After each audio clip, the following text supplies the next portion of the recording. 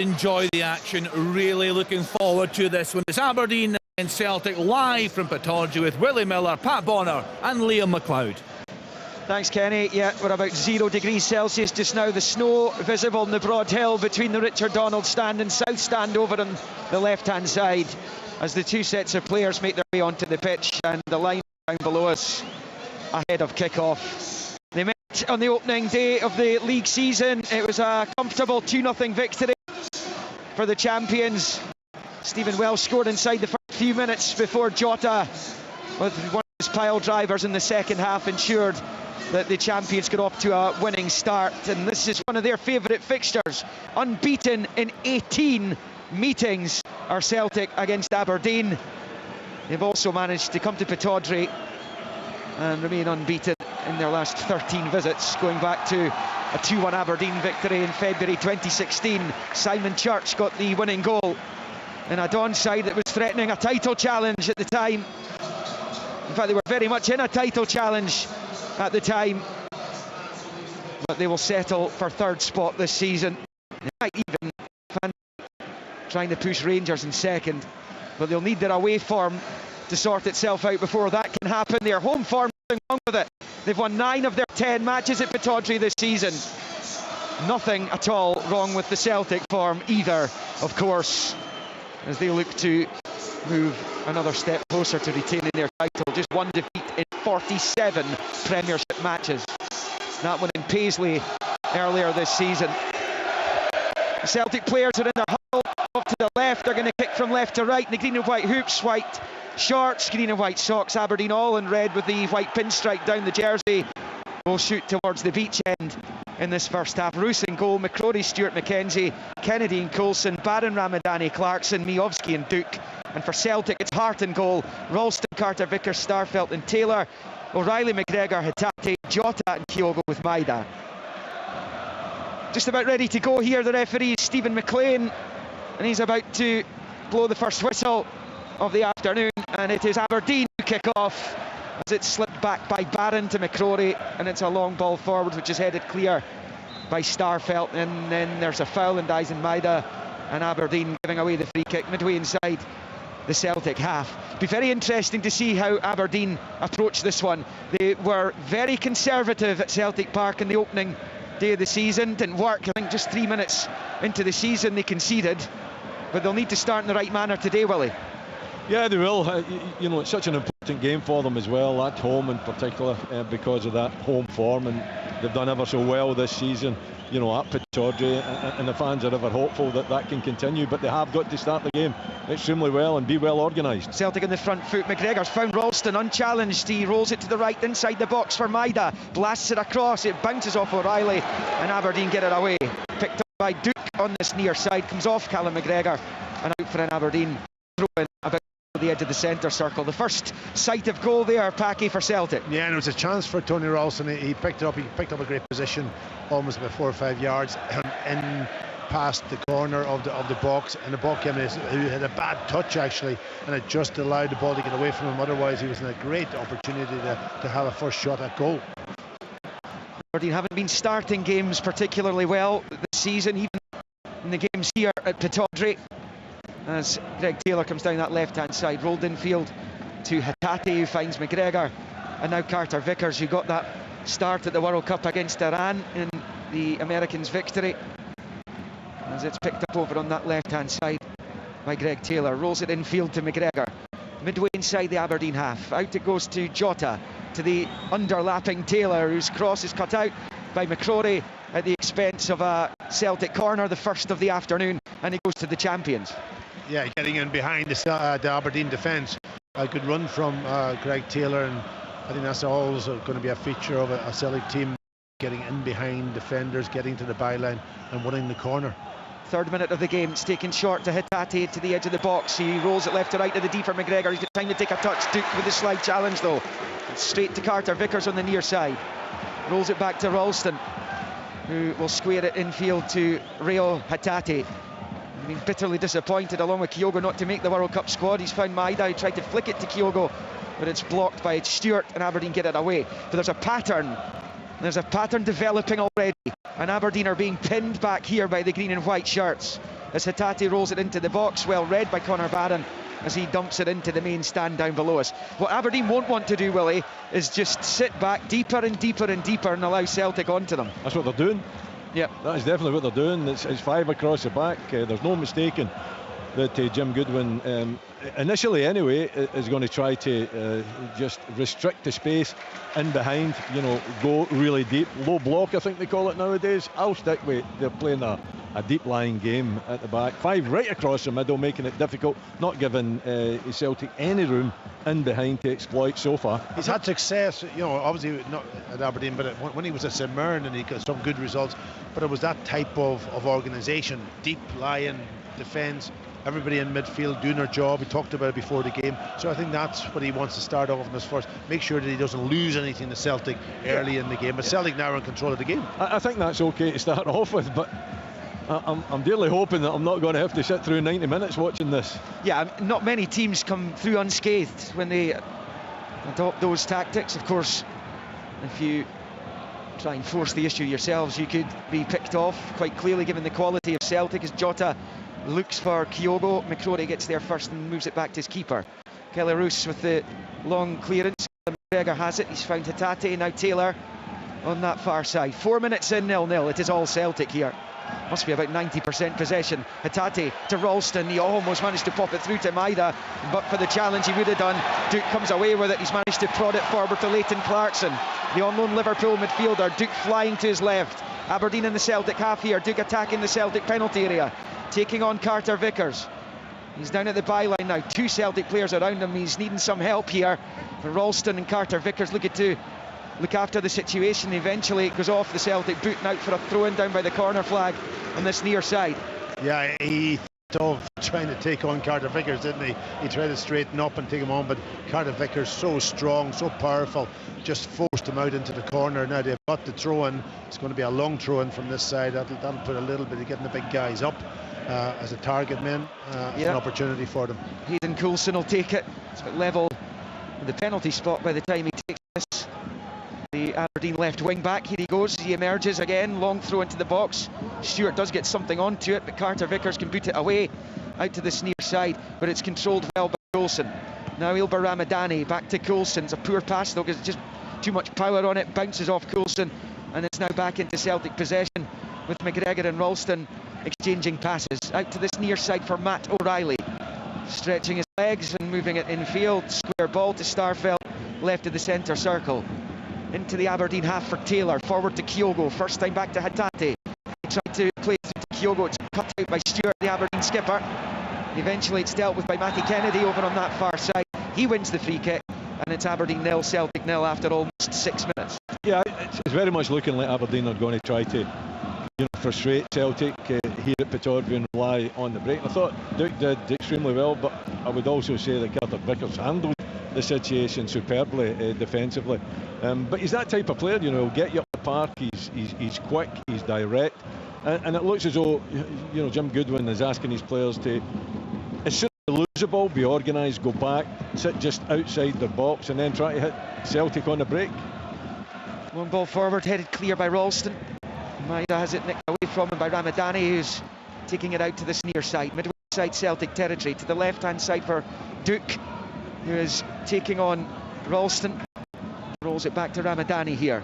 Short ball to Barron, to Ramadani, who's had to put it back into his own half under pressure. Celtic pressing the game well. Anthony Stewart has it, he steals himself away from Kyogo, heavy touch, but he gets rid of it. And a big switch is actually a really good ball for Clarkson. Now he will move it to Coulson, who's at the edge of the box. He's away from a couple of challenges and then chips it forward into the box, and it's easy for Joe Hart to gather on the 6-yard line, and it stays Aberdeen 0, Celtic 0. Yeah, it was a good break from them actually, and initially it looked like Stewart was under severe pressure, but he got his pass away out to this, and they had bodies then out in this left hand side. Clarkson, when he picked it up, actually went on the inside, but he had no right foot. No. And if he had a right foot, he could have had a shot on goal. There's Dyson Maida up the other end. Right-footed ball to the right-hand side of the box. He moves it back to Ralston, back towards the centre circle for Carter Vickers, back to Ralston on this near side. Infield it comes to Callum McGregor, to Taylor, and then Callum McGregor again. It's got Jota wearing the gloves, on that left-hand side. He finds him. Jota scampering in field to O'Reilly. Back to Jota, then into the centre circle for Carter Vickers. It's a chip ball with the right foot. He's looking for Taylor. Can't find him, no. Kennedy hooks it away before it reaches the Scotland international. And Celtic pick up again with Jota. 8 minutes in, nothing each. Here's Callum McGregor on the left-hand side. Little dink ball down that left flank there, looking for Jota. Again, it's cut out by Kennedy, but Aberdeen give it away. It's Barry, stopped by McGregor. To O'Reilly, to the left-hand side, Taylor. Back to O'Reilly with the disguised ball. He's looking to try and return it to Taylor. But he's off target with the pass, and it goes behind for a goal kick, and it will remain goalless. Celtic seen plenty of the ball, you know, in and around that, 20 yards, 30 yards out from the Aberdeen goal. So far, the passing had let them down a little bit. You know, that final pass, I think they keep the ball extremely well, moving it very crisply and sharply, but the final pass just hasn't been up to standard. So, you know, the tactic is there for everybody to see. Aberdeen making it difficult for Celtic, hoping that they can frustrate, and definitely hoping that they can have some quick breaks. Aberdeen's last win over Celtic was at Parkhead. Andrew Considine scored the only goal as they cemented second place on the last day of season 17-18. As Greg Taylor looks up to a big switch, looking for Maida underneath it. Coulson, and he heads it back very comfortably to Kellaroos. He's a good player, Hayden Coulson, out on this left-hand side. He's had a couple of injury problems, niggly little things that have kept him out of the side at times this season, but he looks to be a good signing. He's on loan from Middlesbrough as Kellaroos goes long with the right foot. Duke beaten in the jump by Carter Vickers. Maida's cushion header to Jota, tossing it forward, looking for Kyogo. Anthony Stewart with the challenge. Kyogo's nicked it off him, and he's passed it through, looking for Jota. Too much on it. It's cleared by McKenzie. I'm not sure if that's a good tactic for the goalkeeper to hit that ball straight down the middle on top of star fielder Carter Vickers to win the ball so easily on that occasion. Taylor's cross is headed away only as far as Hatate. He controls in the chest and lashes it high over the bar and into the red shed, as it's known now, formerly known as the paddock, I think, Willie. Yes, I believe so. Absolutely, a couple of times. Yeah, but it gives it a good atmosphere. You know, I wasn't sure about the initiative, to be perfectly honest. You know, giving the youngsters the opportunity to get together, mostly dressed in black there as well. But they're having, you know, great fun, and they certainly add to the atmosphere here. I think it has been an improvement. 10 minutes in, no goals in this early kick-off. Of course, the SPFL fixture list has been decimated by the weather this afternoon. The games that are on, we will be across them all as McCrory slices the ball into the stand on the far side. Throw in Celtic, and Jota's going to leave it for Greg Taylor. And actually, there's two balls back in the pitch here, which is a bit confusing. Celtic play on here with Ralston on this near side. Slides the ball to McGregor at the edge of the centre circle. Finds Kyogo, comes a little deep to get onto it. Here he goes now, out to the right-hand side, the right angle of the box for Ralston. Low ball back to Callum McGregor, looks up at the box, plays it to Hatate now. He works on a couple of 1-2s there with Kyogo onto the chest of Maida, allows Coulson to get it away. But here's O'Reilly, and here's Ralston inside the box, right-hand side. His effort is blocked, and then it breaks back to O'Reilly. Fires it high over the bar as Aberdeen, well, they were defending right in the 6-yard line there in front of Kellaroos, but it's over the bar from O'Reilly, and it stays Aberdeen 0, Celtic 0. Yeah, it was interesting. Kyogo dropped it off into midfield. The centre half stayed where they were, allowed him to get into that space, and then just allowed their midfielders then to be the ones who's going to go and put him under pressure. So they're not going to go away from that position. No. They're not going to get pulled out. They're going to be strong in there and hope that they can get blocks in there when the ball's set up for shots and so on, which has been evident so far in the game. It's a very low defensive line, isn't it? I mean, you're talking about there probably, what, maybe 12 yards out that they're in, and it's Coulson that has to go back, midfield player, young midfield player, and throw his body on it. They're inviting Celtic onto them. They're, you know, obviously they feel that that's the right tactic. Jim Goodwin feels that's the right tactics. You know, trying to frustrate. It's working so far, but how long can they hold out if Celtic constantly just keep chapping at that door? And haven't kept a clean sheet against Celtic here at Pittodrie since December 2001, as Maida plays it to the edge of the box, and Hatate's efforts well wide of the left-hand post, and that's a goal kick to Aberdeen. But it's another Celtic attack, and it's another threat at the Aberdeen goal. Should have done better.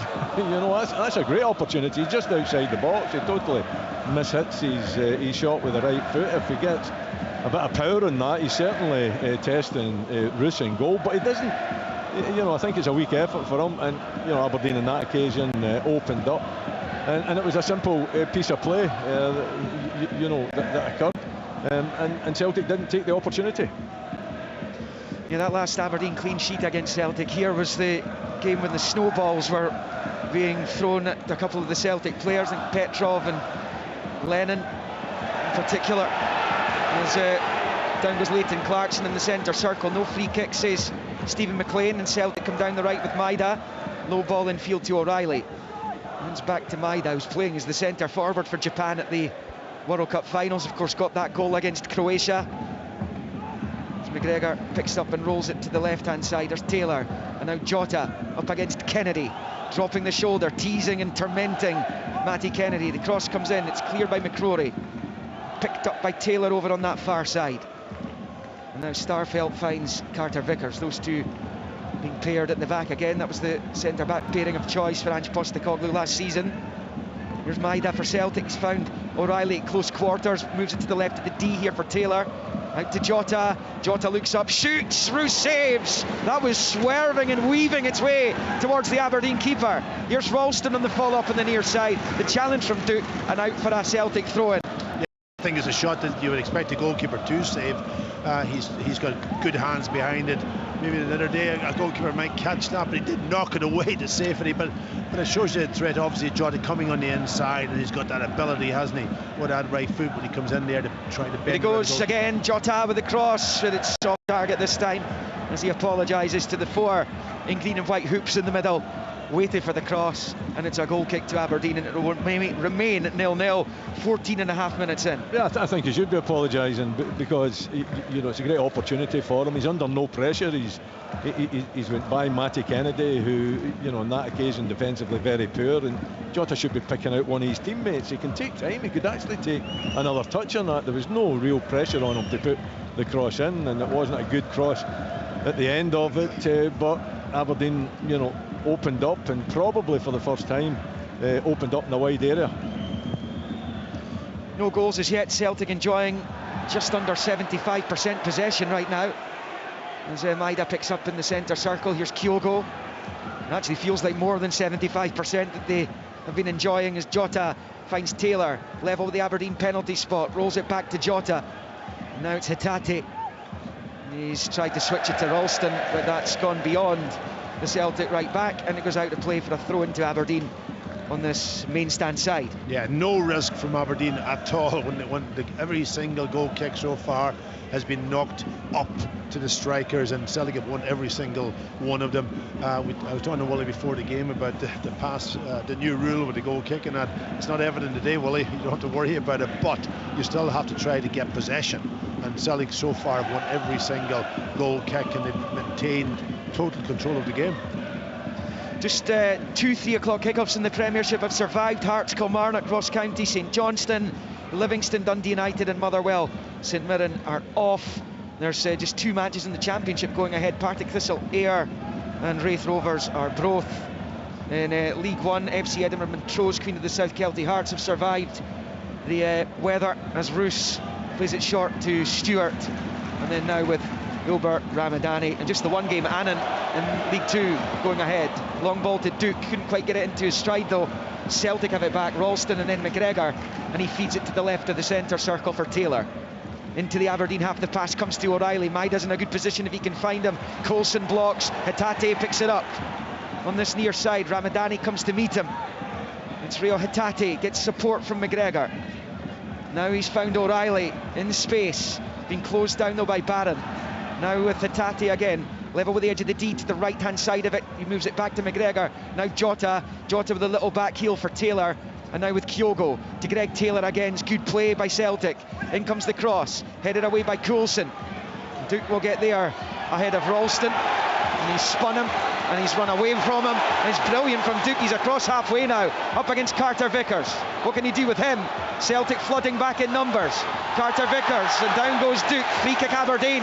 Carter Vickers bringing him down, and the Aberdeen supporters again enjoying what they see from Luis Lopez, who's taken his father's nickname, I believe. That's where the name Duke's come from, and he was duking and diving around there, Willie, as he took on Carter Vickers there and winning the free kick. Listen, he was, and we're quite a little bit away from it.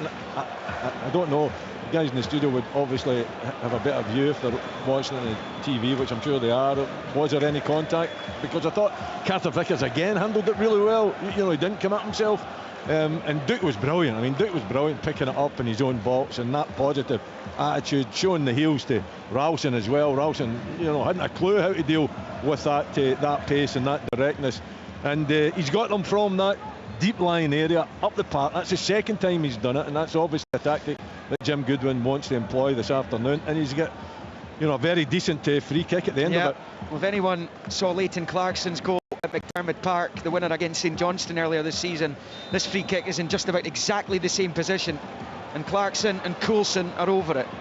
You would think Clarkson with the right foot. Here he goes, right foot, it's over the crossbar this time as he looked for that top left corner, and it stays Aberdeen 0, Celtic 0 at Pittodrie. Yeah, he'd be annoyed with himself because it was a great position. At least try and hit the target. Even if you have to make Joe Hart make a save, you've got to hit the target after all the good work from Duke out in this left-hand side to create the situation. 19 minutes in now, goalless. Here is Greg Taylor for Celtic. As the champions look to continue their passing game, it's been very good up until the final little bit so far, as Maida gets it from Ralston and moves it back here to McGregor. McGregor to Taylor, left-hand side, he shoots, blocked by McCrory, breaks back to Taylor, shoots, blocked by Stewart this time. He's going to break out to Ralston on the near side. He's happy to accept the throw-in. It's a bit level with the Aberdeen 18 as it's bowled back to McGregor. Now it's with O'Reilly attacking the box, low ball into the area, cleared around the penalty spot by Anthony Stewart. Celtic come again, here's McGregor, short to Taylor and then to Callum McGregor again. How delighted the Celtic fans will be to see their captain back in the engine room, and he's on the ball again here. He's found Taylor to McGregor, now dies in Maida. Short ball on the 18-yard line, O'Reilly to the right, Ralston, low ball in, cleared by Stewart, Hatate shoots, saved by Roos, he spills it a bit and it's swept away by Jack McKenzie. Really nervy moment for Aberdeen, and in particular Anthony Stewart. It stays Aberdeen 0, Celtic 0. Yeah, it was a really good opportunity for them, and the goalkeeper made a brilliant save. Got very, very lucky in the end because it's come off his body and he's twisting and his foot caught the ball and took it away from him. I think it was Maida who was almost sitting waiting to tap it into the back of the net, so he got a bit of luck, but he deserved it because the first save was a good save down low to his left-hand side. I think when you're playing that deep, Pat, and Celtic have that much of the ball as well, and they've had little opportunities, you're going to have to rely on a fair bit of luck, aren't you? And if it goes your way, fine, it's great, but if it doesn't and it falls to a hoop jersey, it ends up in the back of the net. It's just so deep.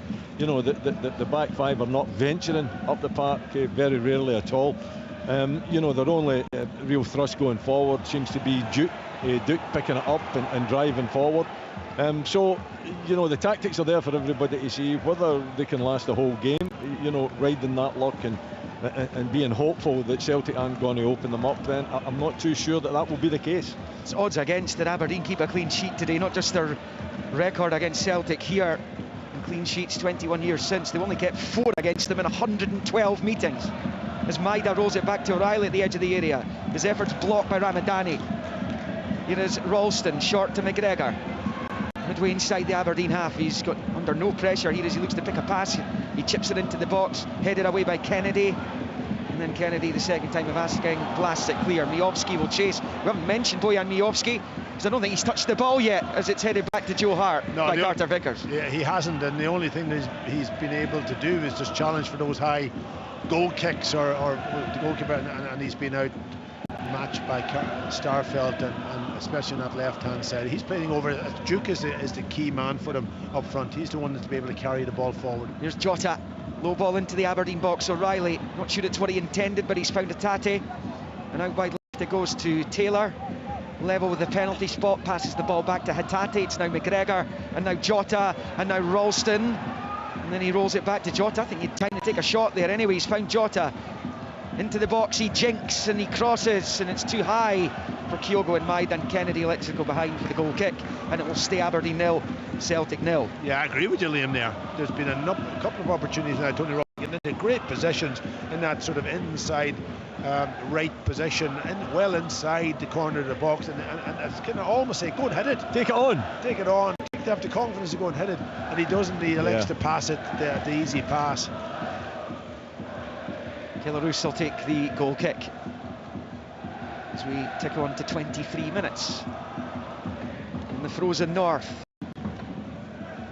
Right-footed from the Dutchman Roos into the Celtic half, off the head of Starfelt. Hatate with a header, but it breaks to Kennedy, knocks it out to Connor Barron. Right of the centre circle, back to Ramadani, and now with McCrory, who goes back to Stewart, and then he has to go back to his goalkeeper. Kyogo chasing. Roos plays it short to Ramadani. He's been closed down, he's under serious pressure, and then he's fouled, and it'll be a free kick to... Oh, it's a free kick to Celtic. That can't be. Oh, seriously. He's pointing that way. You can't be serious. Stephen McLean, surely. It's the other way, is it not? It is the other way. He got into all sorts of problems, Ramadani, in the middle of the pitch. He was closed down, but certainly it was, I think, Hatate just fouled him, but Stephen McLean sees a different one. He's suggesting, I think, there was a raised arm there by Ramadani, and that's what he sees as the infringement. Well, how costly is that going to be? I mean, it's mid inside the Aberdeen half. The Dons will have plenty of chances to defend it. Celtic take it short. McGregor to Taylor. Now Starfelt back to Carter Vickers, who finds McGregor.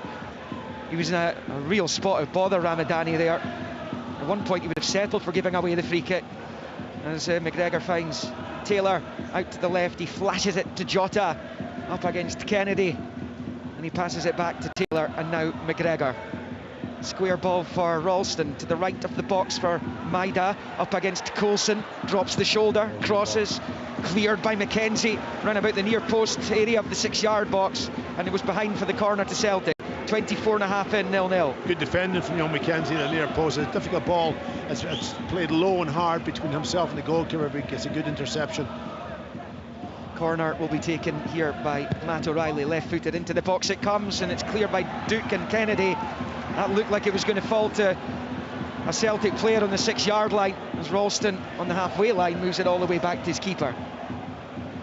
25 played, Aberdeen 0, Celtic 0. It is McGregor out to O'Reilly on this near side. Yeah, there was mention about mentality, Willie, in relation to the Aberdeen team and the players. The mentality today is defend deep and hope that they can survive the first half. Here's Taylor, and attacking the box again. Taylor rolls it out to the left for Jota, cut out by Kennedy. It's not his natural position, Matty Kennedy. He started the game pretty well, though, as Miovski chases Carter Vickers down. Down goes Carter Vickers, that'll be a free kick. And then Miovski's caught Joe Hart in the follow-up there as well, as he raced through. The Aberdeen supporters clearly didn't think there was anything wrong with the challenge by Miovski, because when he won the ball back there illegally, he was racing in on goal, and they were thinking Miovski's going to be in for a shot at goal. Yeah, I thought the arm came out and maybe went into the back of Carter Vickers. It went down very easily, probably by the letter of the law. It's a free kick. The Aberdeen fans are never going to agree with that, though. Here's O'Reilly up the other end for Celtic, to Dyson Maida at the right angle of the box. Low ball back to McGregor, square to Taylor, back to McGregor. McGregor then turns to his right for Maida. Pops it low into the box there for O'Reilly, but it bounces off him, and Aberdeen able to clear through Ramadani. Duke can't control, and it goes out to play for a Celtic throw-in right on the halfway line down below us. Jim Goodwin is out there barking the orders. Ange Postecoglou looking as calm as he normally does, with his hands in the big jacket that he's got on today. Long ball forward for Kyogo. He's got round Taylor Roos. Kyogo, and it's blocked at the near post by Stewart, who clears. Well, Aberdeen were almost caught short there. I was just waiting for that movement from Kyogo in this game. It hasn't happened, but this is the first time. Just waiting to make that run in behind off the shoulder of the defender, and he gets in, and the goalkeeper makes the decision to come, never getting there, and he got away with it because it was Stewart who got back into a good defensive position to save his blushes. Yeah, it was taken on, wasn't it, by Kyogo. Bad positioning from Stewart, but then he did okay to recover. I thought Kyogo could have just stood in the ball a little bit longer and waited for a little bit of support. He didn't do that, just put it into the red jerseys. There's a chance. O'Reilly's at the edge of the penalty area, two around him. He's managed to find Hatate, back towards O'Reilly, cleared by McCrory. It's well defended by Aberdeen, to be fair. They've struggled to keep teams at bay this season, even when they've been winning matches. I think, Liam, they've got enough bodies back there. I mean, almost. They've got the two up top and the rest. And even the two up top are what, maybe 35, 40 yards out? Yeah, here's McGregor for Kyogo. Back to McGregor. Now with O'Reilly. Approaching 28 goalless minutes here. For how much longer, though, will it remain goalless? Matate for Maida. Support from Ralston. Maida dancing into the box. Tries to pass it back to Matate, who brings down Clarkson. And the free kick is awarded for Aberdeen at the edge of their own penalty area. Nothing each here. He didn't sell you a favour there, actually, because it could have been a counter-attack, you know, and the referee just delay a little bit. If it doesn't become a counter-attack, then he can give the free kick. But that's what Aberdeen are doing. They're sitting deep. They're trying to defend, lots of numbers. They're waiting for that little quick counter-attack when they can get up the pitch. Duke has done it so far, 2 or 3 occasions, but yeah, but it's been, as you say, a long half for them to have to try to defend in their own box with Celtic's ability. They've got away with it so far. It's doable. We've seen Livingston do it a couple of times. We saw St Mirren do it earlier this season. The Livingston games I'm referring to were last season. As Ramadani dinks it forward. Carter Vickers chose to leave it. Duke gets in, goes down. No free kick this time. Shake of the head from Stephen McLean. Celtic come away with Ralston on this near side. He has his critics, says Duke, about potentially going down too easy in challenges. And I thought he did go down too easily there. I think he wasn't caught and he's gone down. And if he had stayed on his feet, I think he was in a better position to go do something. Connor Barron has just got into a really strong challenge on Greg Taylor, who's felt the full force of it. And it's going to be I think the decision is going to go Celtic's way. It was very strong. He certainly got plenty of the ball, I think, from what I can see here, Willie. It looked that way, Liam. You know, the ball certainly went in a different direction. It was strong. It was along the ground. I didn't see, you know, it being high in any way. You know, I thought it was, you know, a challenge, a tackle that was put in honestly. Perhaps a free kick. The referee decided just to have a word with Conor Barron there. But he needs to maybe calm down a little bit. I know it's not easy when you're young and you're under the pressure that Aberdeen have been under. O'Reilly takes the free kick into the box. Carter Vickers jumped, but Aberdeen clear. It's well defended by Stewart, actually, and the whistle's gone. And it will be a free kick to Aberdeen inside their own penalty area. It's Aberdeen 0, Celtic 0. We played half an hour at Pittodrie. There's not much we can talk about in tactics on tactics today. Celtic dominating the ball, moving the ball quite quickly at times, trying to get in behind on the odd occasion, waiting for the opportunity they can stick the ball in the back of net. Aberdeen just defending right deep, even when the ball is wide here, they go right back almost to about 8 yards from their goal, which is, and they're not pushing up, and they're hoping and getting away with it at the moment, and trying to play a little bit on the counter attack when they get the opportunity. That's it. I would say too many passes from Celtic, perhaps, maybe not being direct enough, maybe not taking the shot on from outside the box. You know, they've got in wide areas 2 or 3 times, maybe in the wide area, taking the wing backs on a little bit more direct. You know, they've got plenty of the ball, they're moving it about, the movement is reasonable, but Aberdeen have got a lot of bodies back there and they're not being able to find that final pass and that final run. Ramadani with the square ball. They're in the Celtic half here. It's Kennedy on that far side. Did have support out to the right, and McCrory has crossed it into the box way too deep, and it was behind for the goal kick. McCrory made a really good run actually out to his right on the overlap. 31 in 0-0.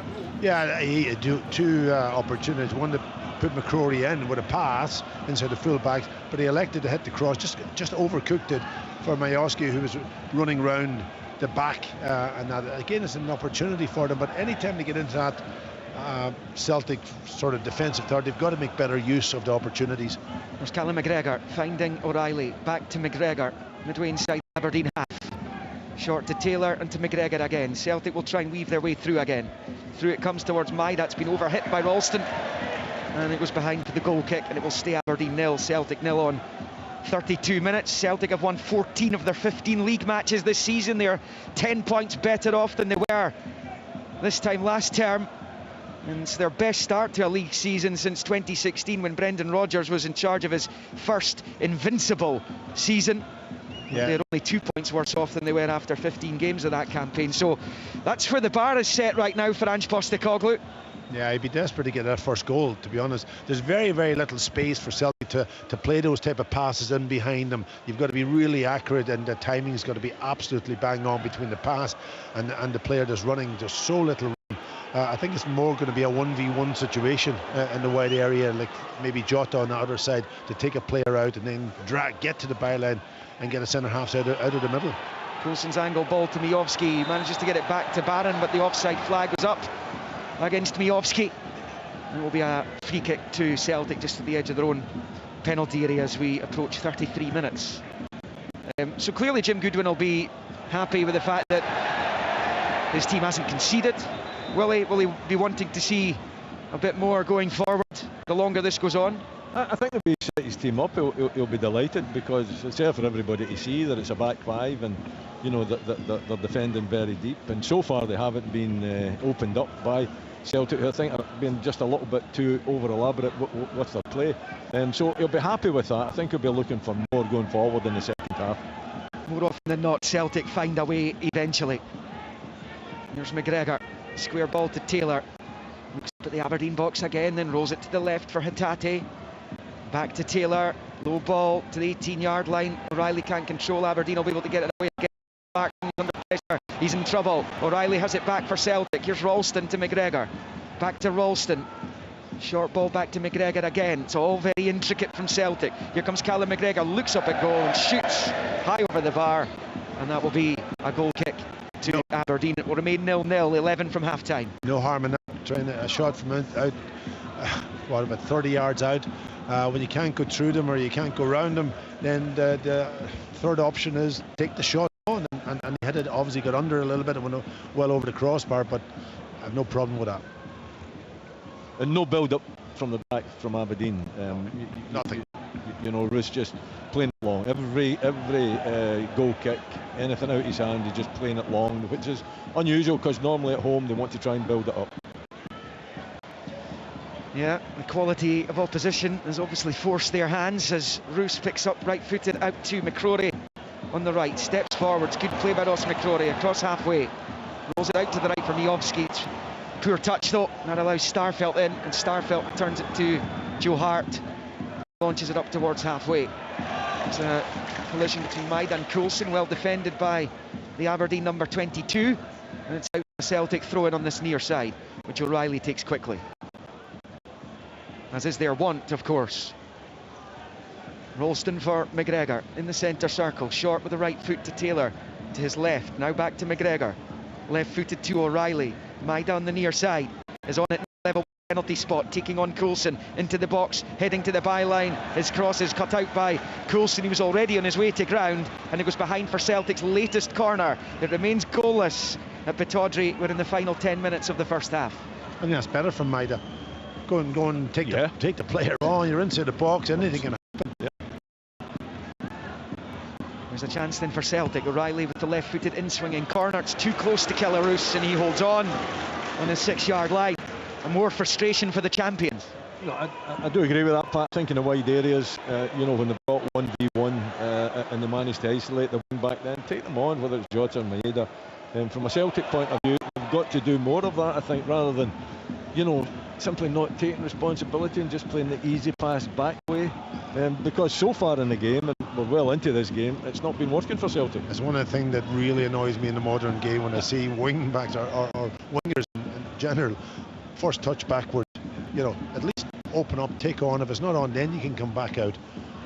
Here's Jota, who seldom goes backwards. Left angle of the box, 2 Aberdeen players around him, shuffles it back to Taylor. Square ball for Ralston. Now it's O'Reilly to Ralston. Under pressure from Clarkson, he goes back to McGregor.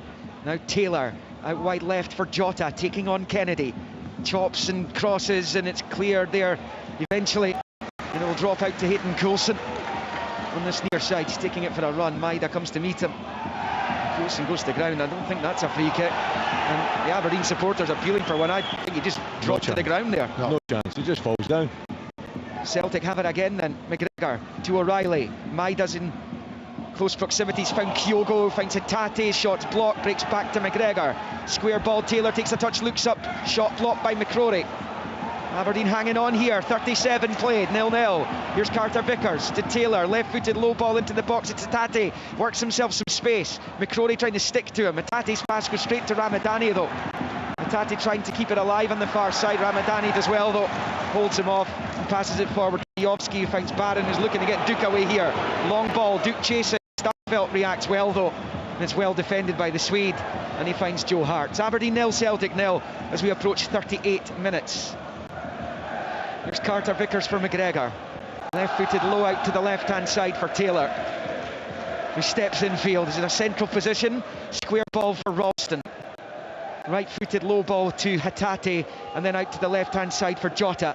7 from the break. Jota burning away from Kennedy to the byline. Gets the left-footed cross in, headed down into the 6-yard area by O'Reilly. Away it goes. McGregor shoots, takes a deflection and breaks ever so kindly for Kelleroos, and it stays Aberdeen 0, Celtic 0. Well, it's incredible that they're getting away with it, Aberdeen. Even that ball, McGregor hit that shot from what, about 18 yards out, and they were standing 5 yards from their goal, and they got the block in, and just went into Roos's hands. Yeah, getting away with it. Another game, probably a deflection, even could take it past the goalkeeper. No, absolutely, Pat. Absolutely. I think it was maybe even Kyogo that the ball came off of there and fell very kindly for Roos in goal. But Jota taking on the wing back. The wing backs are there. They're not great defensively, both wing backs for Aberdeen. So they're there to be taken on, and I think that could be the Achilles heel. Free kick for Aberdeen in the Celtic half left of the centre circle. Leighton Clarkson was brought down. 6 minutes to play in the first half, plus stoppages. Clarkson out to the left-hand side for Duke. Brilliant touch, takes him away from Ralston. He's found Coulson, who'll find Clarkson. Clarkson tried the little back heel for Coulson again there. And the referee's blown his whistle for a Celtic free kick, which is just about as deep in their own half as they can get there. Carter Vickers takes it quickly and short to McGregor, and now it's O'Reilly. O'Reilly left-footed to Taylor on the halfway line. Jota to his left, several to his right, and he leaves it for Hatate. Hatate eyeing up the Aberdeen box again, passes it back to McGregor. Yeah, Sally took it quick, didn't he? And they were up the pitch and the space opened up, and then it slowed it all down again to allow Aberdeen players to get back into their organisation and back into the positions that they want to be, deep and with a midfield in front of that back five. They've got to move it a wee bit quicker when they get that opportunity. Give it to Jota, let him go, as Wooly was saying, take the full back on, commit him, drag defenders out then to cover, out of positions. Celtic on a run of 8 successive victories in the league since the surprise defeat at St Mirren in mid-September. It's Aberdeen on the go with Duke. He rolls it out to the right for Kennedy. Taylor comes to meet him. It's Kennedy taking on Taylor, moving to the right-hand side of the box. Gets to the byline, it's crossed in. Blocked by Taylor. There's a slight appeal for a handball there. You never know nowadays, as that goes out of play for a throw into Celtic over on the far side. Final 5 of the first half, 0-0. Yeah, it was a good opportunity for Matty Kennedy again to get that ball back. Miovski had again drifted away to the back post, but he tried to take on Greg Taylor, who defended well, you've got to say, in a 1v1 situation. Yeah, he's been having a fine season, Greg Taylor. It took him a while to win over all of the Celtic supporters, but he's been never so dependable for them. And Starfelt rolls it to the left for Hatate. 41 on the clock, 0-0. Hatate for McGregor. Square to Ralston. Maida on this near side. That's where the pass goes. Maida up against Coulson. Finds O'Reilly. The right angle of the Aberdeen box. Back to Ralston.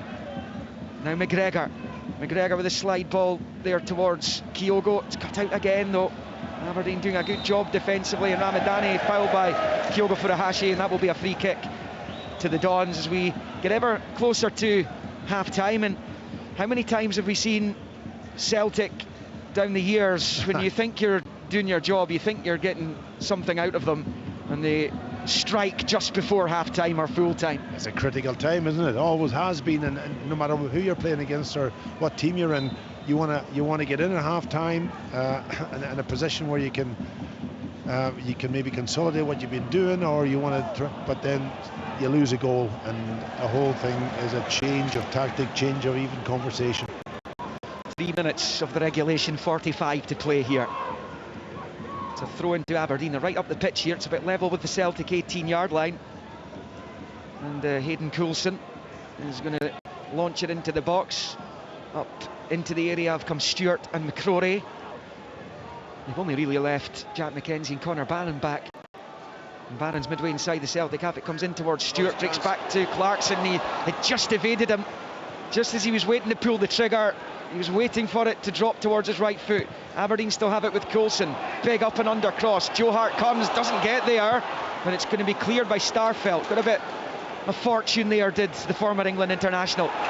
Kennedy does brilliantly over on the far side, and then Connor Barron adjudged to have fouled Kyogo. Celtic free kick, level with the edge of the centre circle, over on that south stand side. The Celtic left as we move into the final couple of minutes. Celtic underway quickly again.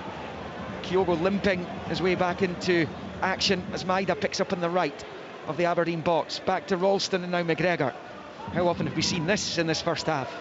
Callum McGregor to Taylor. Forward it comes towards Hatate, cut out well by Ramadani.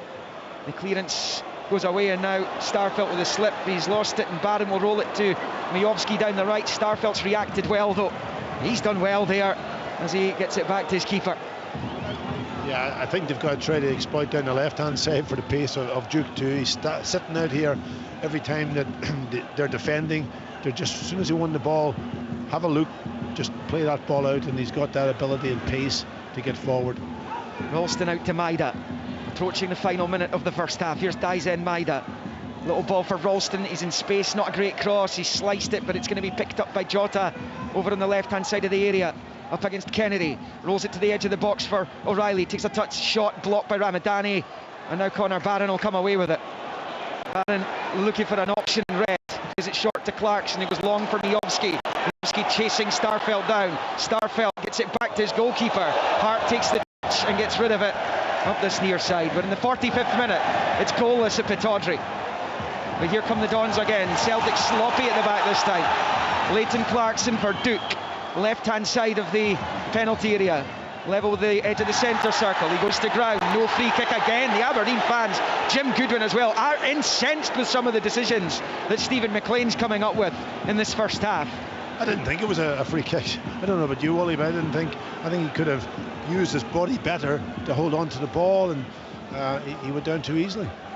Here's Callum McGregor for Celtic. The final 10 seconds of the regulation first half time.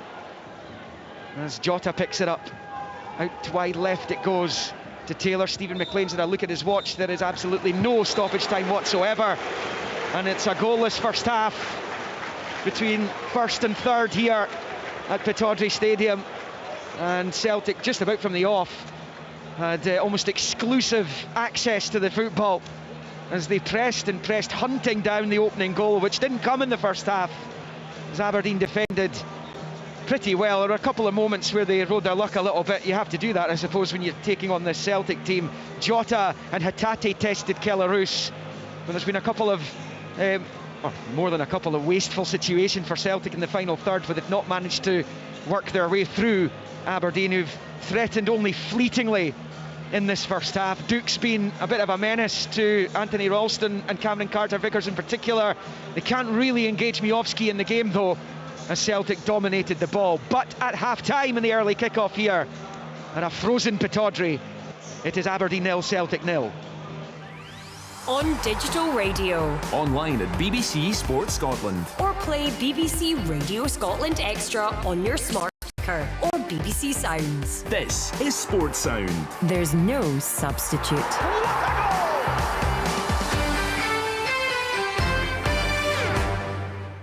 On BBC One and iPlayer. I think I need a standing ovation. Over 10 years in the game, I'm impatient. Another huge year of sport. Invincibles live up to their name. He was never missing that. She's gonna do it. That is outstanding. Legends made, records broken. Is this the moment? You're champion. I know my people want to see me win. But now, one final trophy. Look at that, it's all over. BBC Sports Personality of the Year. Massive result in his life. She's done it again. Next Wednesday night on BBC One and iPlayer. So goalless in our first commentary of this afternoon at 3 o'clock. We cross to Tynecastle. Hearts against Kilmarnock. Killie have a very, very good recent record against the Jambos. We'll hear from both managers. We'll also cross to Dingwall. Big game there, and 2 games have survived in the Championship this afternoon. We have reporters at these games. Michael Stewart, when you look at the stats these half-time stats at Pittodrie, Jim Goodwin will be delighted to get in goalless. 80% possession for Celtic, 15 shots, 4 on target, 3 corners for the Dons, 1 shot, no shots on target and no corners. I mean, Celtic totally dominant in this game.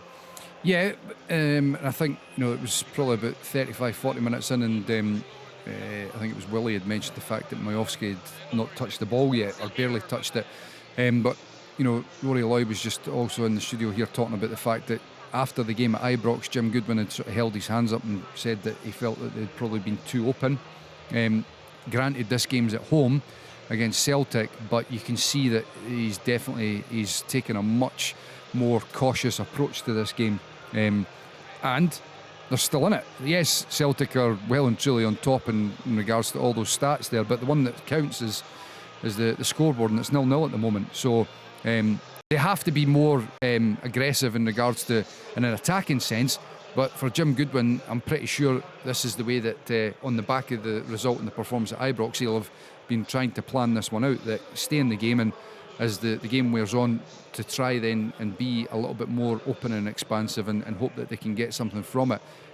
It's got to be countered, of course, continuously by the fact that they're up against a top side that can punish them. Let's bring Rory in then. He's in to do VAR for us this afternoon on Sports Sound. The correct approach then from the Dons this afternoon, Rory? Yeah, good afternoon, Kenny. I would say so. Jim Goodwin will care not a jot about possession stats, about passes, the amount completed, etc, etc, etc. When you set up the way Jim Goodwin has in a defensive minded way, you work from Monday to Friday on that. An early goal ruins everything. So the idea is to get to half time at 0-0 by hook or by crook. It doesn't matter how you do it. Obviously, if they can grab a goal, then great. They were very open at Ibrox. They managed to score. They stuck to the same methods, and were picked apart in the end. However, I think Jim Goodwin will be absolutely delighted at half time, because this would have been the plan. He will not care how many passes Celtic have, how many shots they have, how much possession they have, how many corners they have. The way he's set up from Monday to Friday, and all the work he's done was geared towards the game being as 0-0 as long as possible. So he will be absolutely delighted at half time. Yeah, we touched on this before the game, Tom, and actually Rory covered a couple of these games where you just felt with Celtic the goal is coming. They are relentless. We know the mantra that they never stop. And surely with this amount of possession and dominance, it's a matter of time. You'd think so, based on what they've done all season. They nearly always score. In the end, sometimes it takes them a while, but they nearly always score. And if they do score, what have Aberdeen got from this? I understand what Jim Goodwin is doing. I understand he's making it very, very difficult for Celtic. He's just hanging in there, maybe try and catch him on the break. But if Celtic score and they go 1-0 up, Aberdeen have put nothing into this game bar defensive-minded tactics. They haven't gone on to try and win it. They haven't gone on and try and ask Celtic any questions. They've just stuck in there. Admirable in a way. If it finishes 0-0 and they get a point out of it, it would be a great point. But if they commit to defence, throw everyone behind the ball and lose the game, then it's a bit of a waste of time. Yeah, it is, but that's the risk. These are the things that will go through managers' minds continuously in regards to how they approach the game. And you're absolutely spot on. Perform like this and get a result, then that's what counts, and that's what they'll take the plaudits for it. But perform like this and then end up losing the game, and there is nothing from it. Nothing at all. Whereas if you play a bit more progressively and you lose the game, you still get 0 points, but you'd get a lot more credit in the bank off of it. And that's what you've just got to try and balance it up. They learn nothing about the terms of can they fire a shot. They were so open. And Willie was at the game at Ibrox, but they were so open at Ibrox to get picked apart, heavily criticised. Willie, I'm interested in your reaction to this, and also what's the reaction from the Dons fans to this approach from the side at home? Okay, I'm used to excitement in Pittodrie this season, but I ain't getting any in the first half, that's for sure. Listen, what the guys have said is accurate. I mean, it depends what approach you want to take to the game. For me, if he does get something out of the game, if he does take points out of the game, then it's an exercise worth employing. But you've got these fans here that they're all round the ground, they're coming out in their numbers. They want to see a little bit more from Aberdeen, do they not? I mean, I think yes, understand where Jim Goodwin's going, and yes, if he gets a result out it, then it's a good day's work. But if he doesn't get that result, then you're going away home depressed. I mean, at half-time just now, the only thing that Aberdeen has given for this game in the first 45 is Duke going forward very easily as well. You guys are Duke it and diving, Willie. Yeah, yeah. Terrible You stuff. are seeing it closer than I can see it, but my instinct is that if anybody's coming close to him, he's going down. And I think the referee's made the right decision in most occasions not to give a free kick. But that's the only thing that they have given in terms of hope to the fans. That's the drawback of it, that tactics. And remember, the last manager that was at Pittodrie kind of got his marching orders because the fans felt that it was too negative. So you have got to try and get that balance. Maybe Jim Goodwin thinks get through that the first half, first 45, and then open up in the second half. If he can do that and if he can get a result from this game, then great. But it's really is a hard watch from an Aberdeen point of view. And they have rode their luck a little bit, and I don't think Celtic have been at their best. Their final pass has been poor. If the final pass had been better on a number of occasions, then they would have hit the back of the net. So we just have to wait and see how it pans out in the second half. Aberdeen have got to be better, and you've got to strike the balance here. Yeah, I think that that you can be difficult to beat, but then you've got to be able to have composure on the ball and have a game plan on how you're going to hurt the opposition. Duke, of course, is clearly an outball here, but he can't do it on his own. There needs to be an idea of boys in the midfield landing on the ball, getting a pass in, spending some more time on the ball, because if you turn over the ball so quickly like Aberdeen are doing, then it becomes wave after wave of attack to an extent like what we've seen in the first half.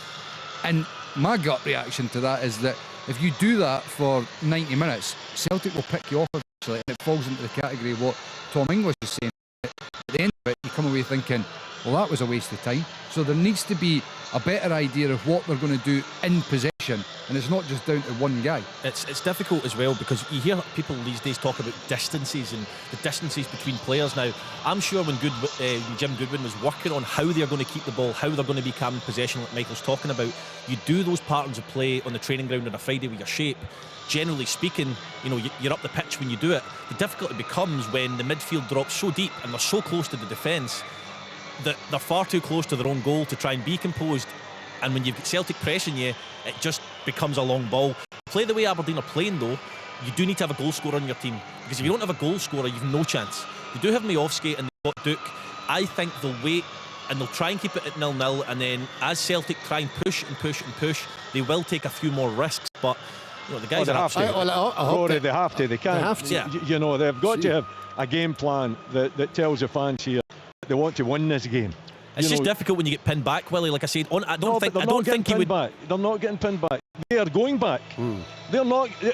The minute Celtic get the ball in their half with the goalkeeper, Aberdeen retreat. They retreat right in deep into their own half. 5 straight across the middle. You know where the position is here. That is the line that they're taking. They're not being pushed back. They've only got one striker and 3 central defenders. You would like to see them go and engage the ball, but the problem is, Willie, as soon as somebody breaks possession, Celtic I understand, and this is where the balance is, you've got to do it at times, and there should be a trigger in there somewhere to go, we can't spend the whole game like this. But the problem is, if you do start engaging the ball, Celtic will pop it round you. So I do understand what you're saying, but this is where getting the balance is right, but it's extremely difficult when you're playing such a strong side. Rory, they will continue doing what they're doing until the last 10 minutes, and if it stays 0-0, they will continue to do it. When the ball's wide, left and right, they're actually about 8 yards from their goal. That's where the line is. Normally they're pushed out onto the edge of 18 and the goalkeeper's further offside. That's how deep they're going. And you're right, they can't get up the pitch then unless they have a counter-attack, but they will continue in this frame until, and the big question will be, if they lose a goal, can they flip it? Can they then change it from that mental tactics and physical exertion of defending into something more creative? That's the question. They have got to change it. They've got to change it. I'm not going to sit here the second half and watch them defend right up until the last minute. There has got to be... At what point, Willie? What point would you do it? As the lads are saying, maybe 10-15 minutes to go. If it's still 0-0, then surely you want to... OK, it's still a 0-0, but... and it's still taking something from the game. But I think if you get to that period, and there has been, little moments of uncertainty, with the Celtic backlot as well. You've got to try and get them tested.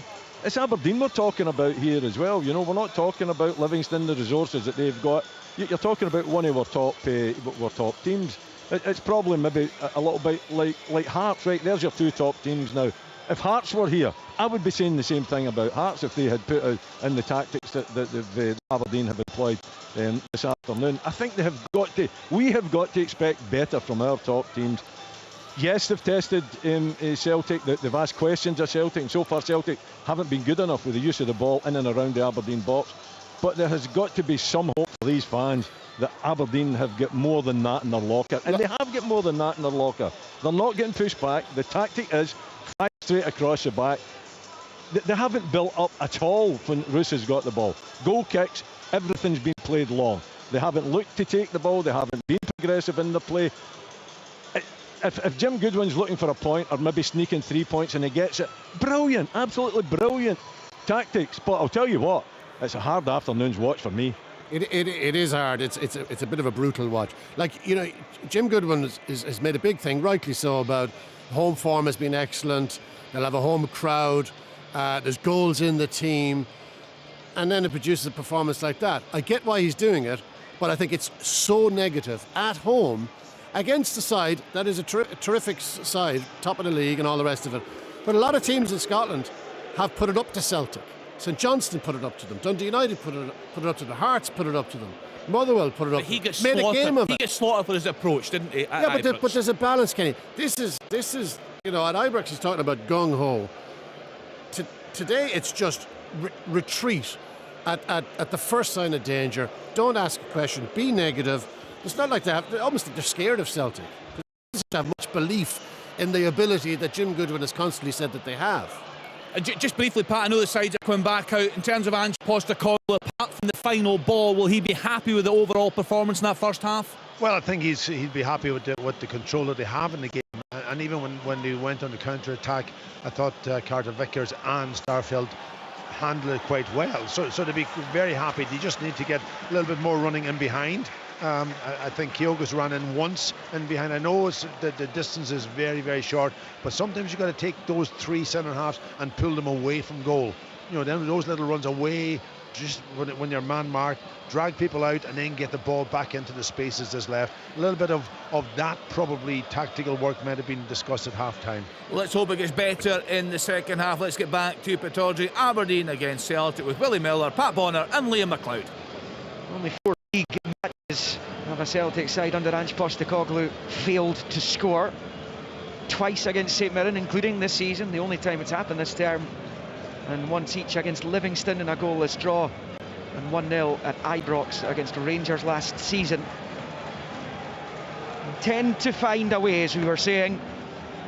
Actually scored 15 of their 50 league goals this season in the last 15 minutes of matches. So it can happen late.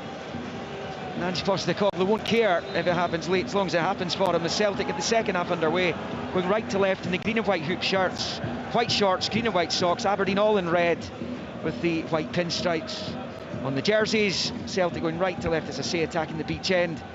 Aberdeen shooting towards King Street in the second half, as they like to do these days. Here is Callum McGregor for Celtic. One change for Celtic at the interval. Lila Bada as Maida.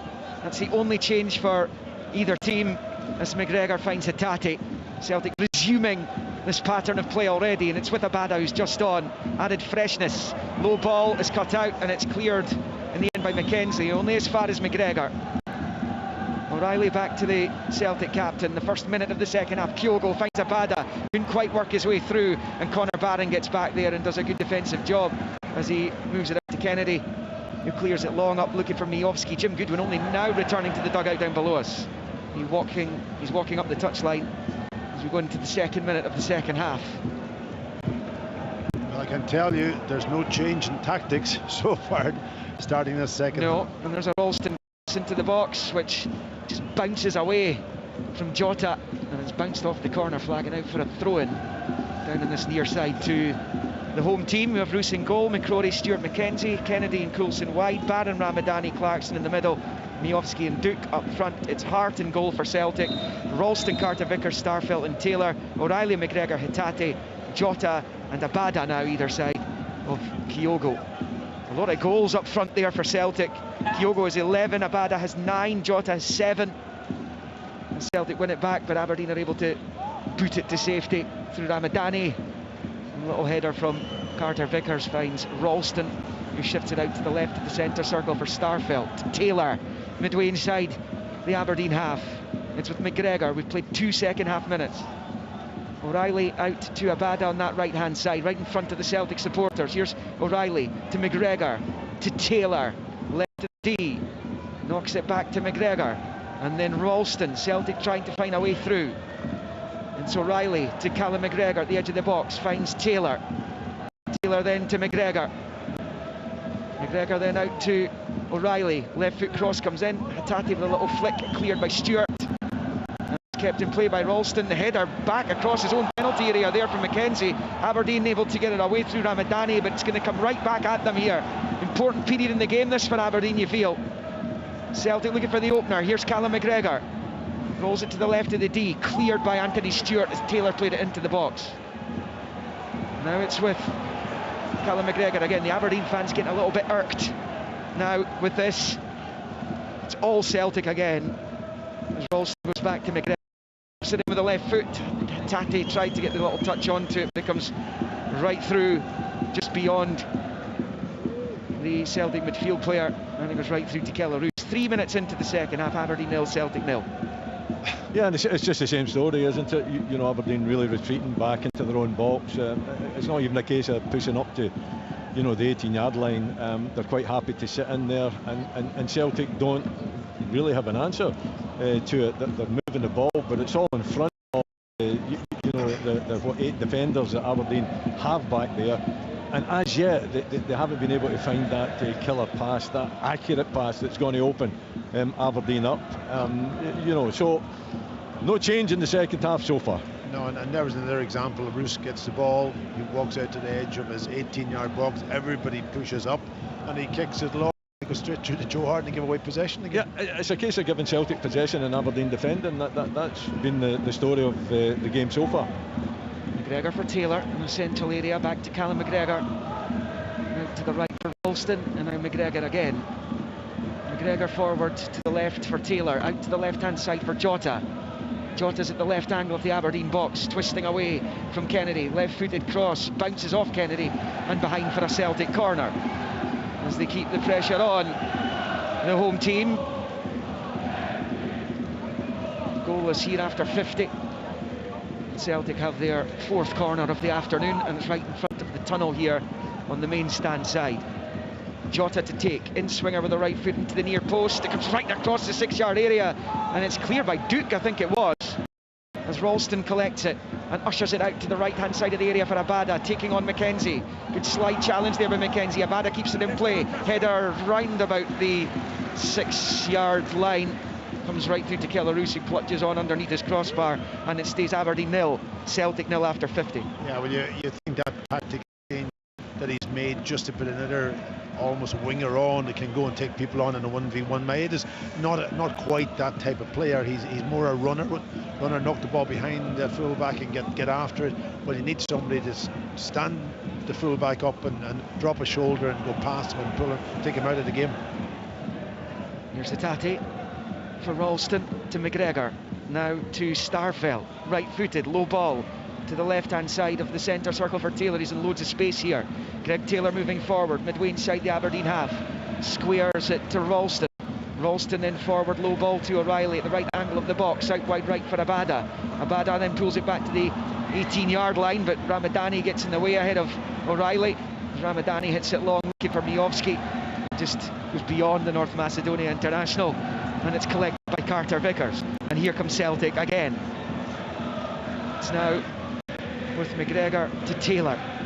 Taylor out to Jota, up against Kennedy.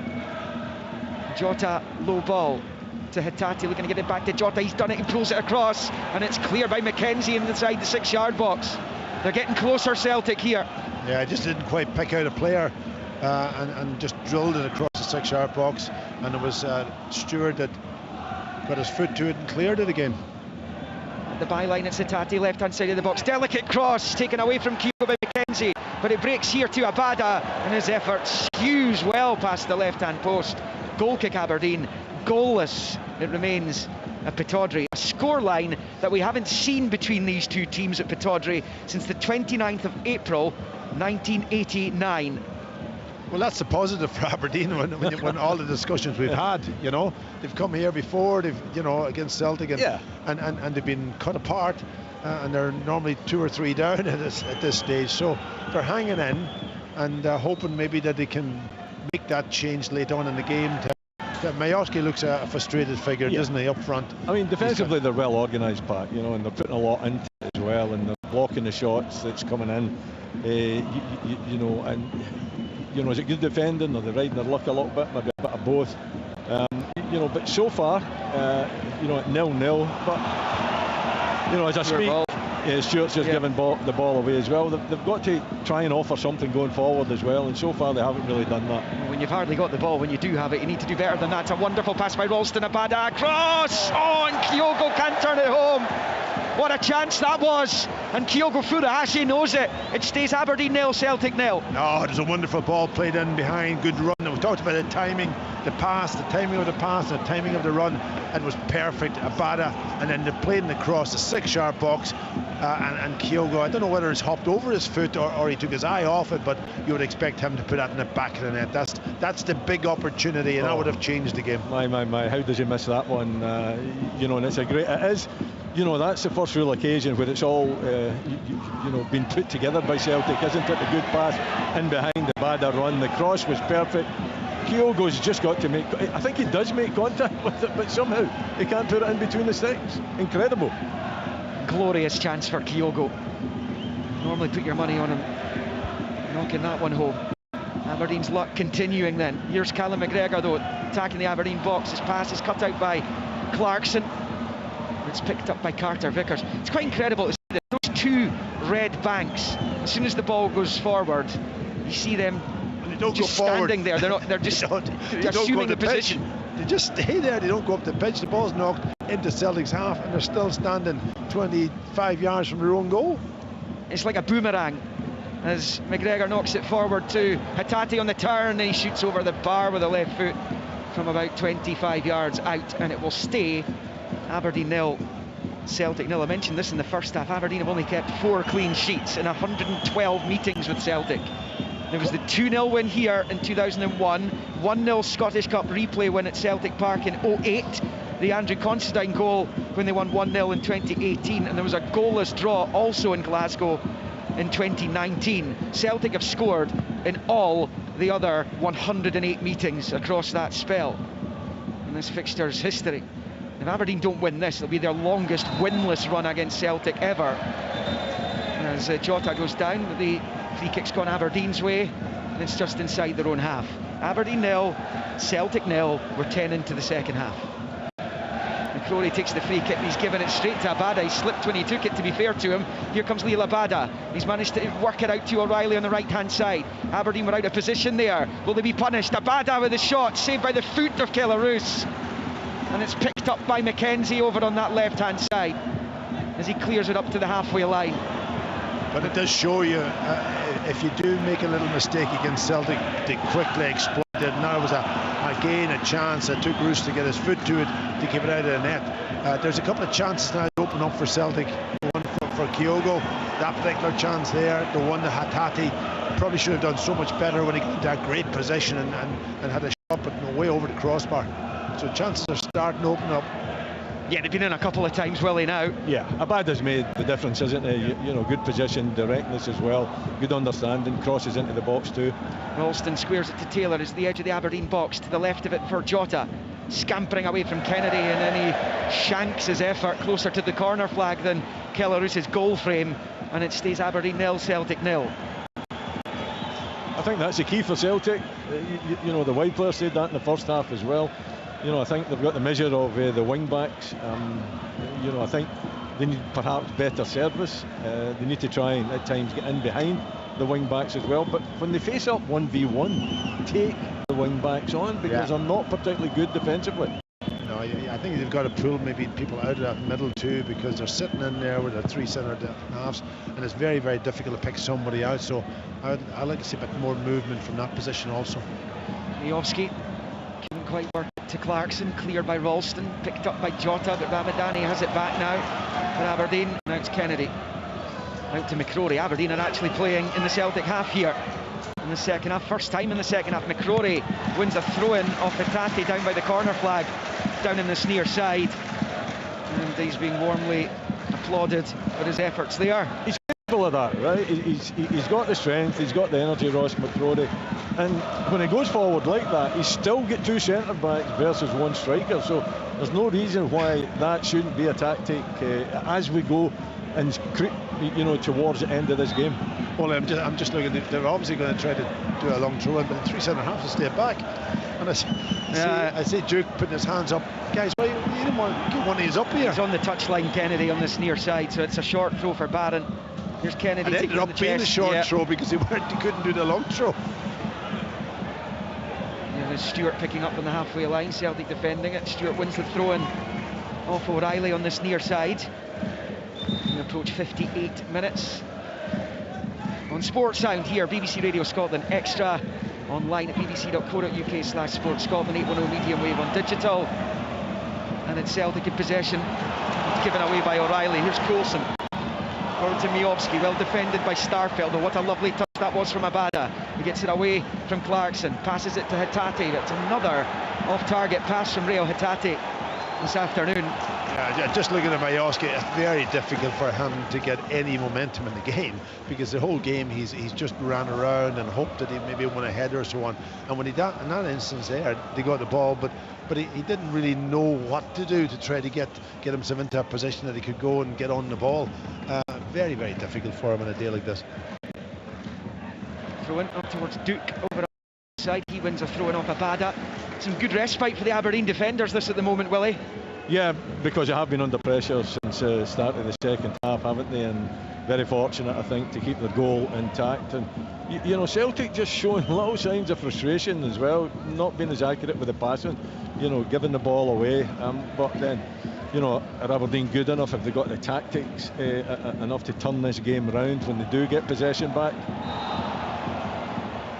Foul over on the side by Clarkson on O'Reilly. Celtic take the quick free kick. Here's Abada for McGregor, right of the centre circle. He moves forward, slips it back to his right with the left foot there for O'Reilly. Moves it straight back to his captain. It's McGregor looking up again at the Aberdeen box, rolls it back right for O'Reilly, gets the overlap from Abada. Abada on the ball now, disguised pass for Hatate, the byline, blasted across, it bounces off Anthony Stewart and behind for the corner.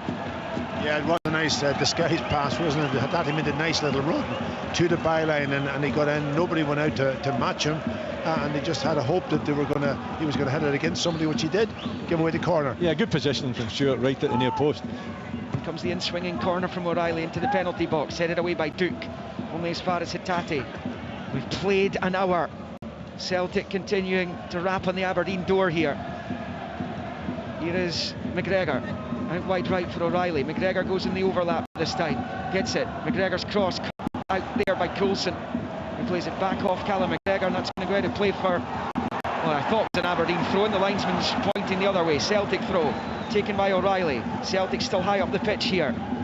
The 61st minute, looking for a breakthrough here. McGregor for O'Reilly at the right angle of the box. Now McGregor again, squares it to Taylor. He's got space. It's a delicate chip ball, but there's too much on it for Abada, and it sails behind for the goal kick, and it will stay Aberdeen 0, Celtic 0. Yeah, I thought he could have taken a shot on again. He got into a good position. Those inverted fullbacks are playing right in the pitch, and they're the ones that sort of can almost the free player. And when they get it, take the shot on, and go trying through this defence, are you? Well, it has to be absolutely perfect, that little dink pass, because you're talking between the 6-yard line and the 18-yard line. You've got to get it over a defender, and you've got to let it fall for your attacking player, so it's got to be so precise. I'm with you. I think if they get a sight of goal, they should be taking it on. Coulson for Aberdeen, forward to Miovski, who I think was in an offside position anyway, but Ralston gets there first, and he plays it back to his goalkeeper. These two both in action during the week as well. Sports Sound will cover those matches Tuesday and Wednesday. And it's Rangers who are up here on Tuesday night. As Greg Taylor rolls it to the left there, Hatate. Now Jota gets... He's trying to play back to Hatate, goes out of play for another Aberdeen throw-in about level with their own 6-yard line on this near side. Again, Celtic looking anxious, but not really showing the composure that they've shown for much of the game. Misplaced passes, over hit passes, inaccurate passes. That certainly isn't their hallmark. So maybe the tactics are beginning to get to them. Maybe they're beginning to get a little bit frustrated, switching off a little bit as well. Maybe not mentally focused. A couple of home games up next for Celtic: Livingston and St Johnstone in the week ahead. And Starfelt finds Taylor. Aberdeen at St Mirren next weekend. St Mirren with a formidable, relatively speaking, as O'Reilly rolls it to the left of the Aberdeen box for Taylor. Taylor now finds McGregor, and then to Ralston, to O'Reilly. 62.5 on the clock. It's 0-0. O'Reilly's pass is cut out. McGregor wins it back for Celtic, finds O'Reilly to the right for Abada, looks up, crosses into, brilliant ball, and once again it goes right through Kyogo. Any touch again for Kyogo in that area, and he's probably putting Celtic ahead. Yeah, the ball's come to him very, very quickly, but he's tried to do a little, I think, a flick of the ball with his heel just to get it on target. Missed it completely, but he was free inside almost a 6-yard box on that occasion. Nothing each here. Remember, just 2 Premiership matches survived the weather this afternoon. 3 o'clock kickoffs, that is. Hearts, Kilmarnock and Ross County, St Johnstone. Livingston, Dundee United and Motherwell, St Mirren, both off. Just those 2 matches going ahead in the Championship at Firhill and Starks Park. And just a handful of games going ahead in Leagues 1 and 2 as well. Sports Sound will keep you right up to date with all that in the just over an hour when those games get underway. Lots to happen, you would imagine, here though before then. It's another huge chance for Kyogo though, isn't it? You'd expect him to put a little bit more power behind that effort. I know what he's trying to do with a little flick. Here goes Kennedy for Aberdeen up the park here. Kennedy against McGregor, and McGregor's done enough just to chaperone the ball behind for the goal kick. Kennedy, it didn't look as though he believed that he was going to beat Callum McGregor there when he drove down the right hand side. Joe Hart takes the quick goal kick short to Carter Vickers. Low ball forward to Hatate, who finds Ralston on the right on the halfway line. Certainly just got to move the ball a bit quicker too. I think Ralston definitely has to move it a bit quicker. Yeah. I mean, he's just ambled about the part. I think he's seen a lot of the ball as well, Pat. I think if he does it a little bit sharper, play off that first touch if he can. Second touch, start just touching the ball, and then it allows Aberdeen to get back into position. Callum McGregor from distance, and he has a wild swing at it with the left foot, and he's the latest Celtic player to apologise to his teammates there. There were lots of them up in support, of course. Getting a bit closer now to the final quarter of the game. We played 20 minutes of the second half. Jim Goodwin down there having a word with Johnny Hayes, who's been out injured recently, hasn't been seen on the pitch since the embarrassing defeat at Tannadice. He might well be coming on, and his experience would be handy for Aberdeen. Of course, had a fabulous 3-season stint at Celtic. Long ball forward, height and distance in it though. Barron takes it down beautifully. Now it's Duke heading it to Miov in control, but it does break Clarkson's way, and then he's just marking Ralston, and he's going to be yellow carded as well by Stephen McLean. Now you could debate the yellow card, but I don't think there's any question it was a foul. Yeah, it was. He was late, he mistimed it.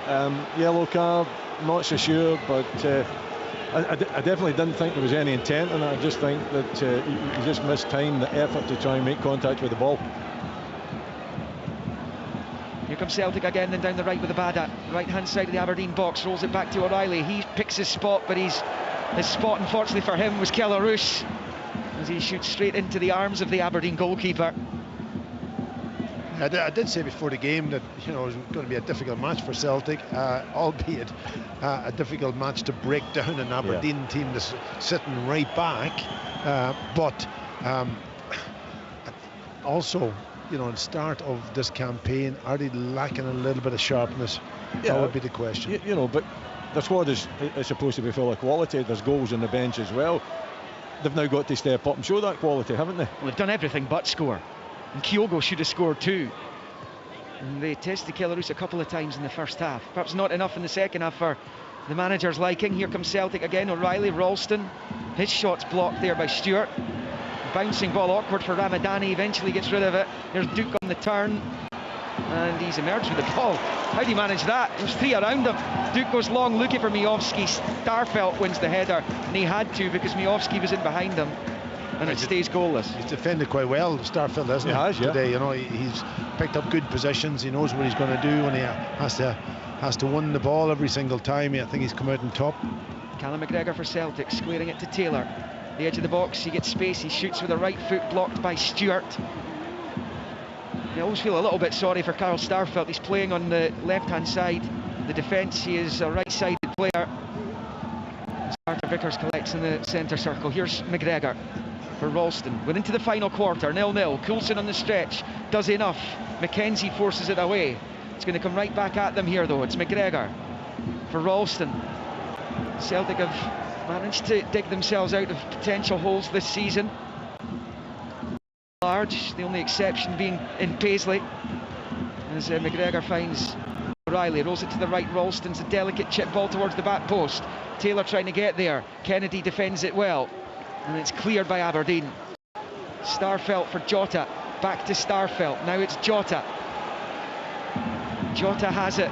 He's moved into a central position midway inside the Aberdeen half. Short ball to Ralston to the right of the box for Abada. Low ball into the area for O'Reilly. Just got caught between his feet. And Aberdeen able to get it away as Carter Vickers goes all the way back to Hart, who's had a pretty simple afternoon, it has to be said. The Celtic number one. I've never seen a Celtic goalkeeper so quiet in a game coming to Pittodrie. He's not going to have to wash that outfit he's got on, the goalkeeper strip he's wearing. He's not got a patch on it.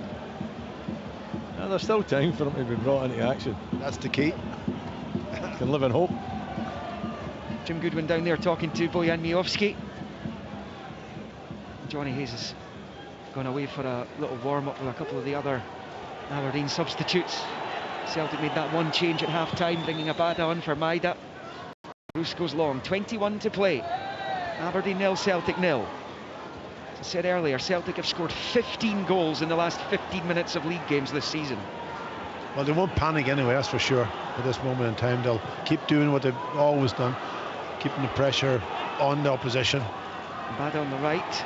He's got it to Ralston, level with the 6-yard line. He pulls it back to McGregor, takes a touch, squares it to Taylor, just outside the D. Lovely little drop of the shoulder. He gets away from Ramadani, passes it to McGregor, out wide right for Ralston. The right angle of the box, back to McGregor, back to Taylor.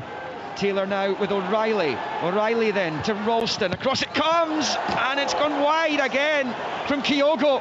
Oh, it's gone past the right-hand post. It's another glorious chance for Kyogo Furuhashi, and it stays Aberdeen 0, Celtic 0 with 20 to play now.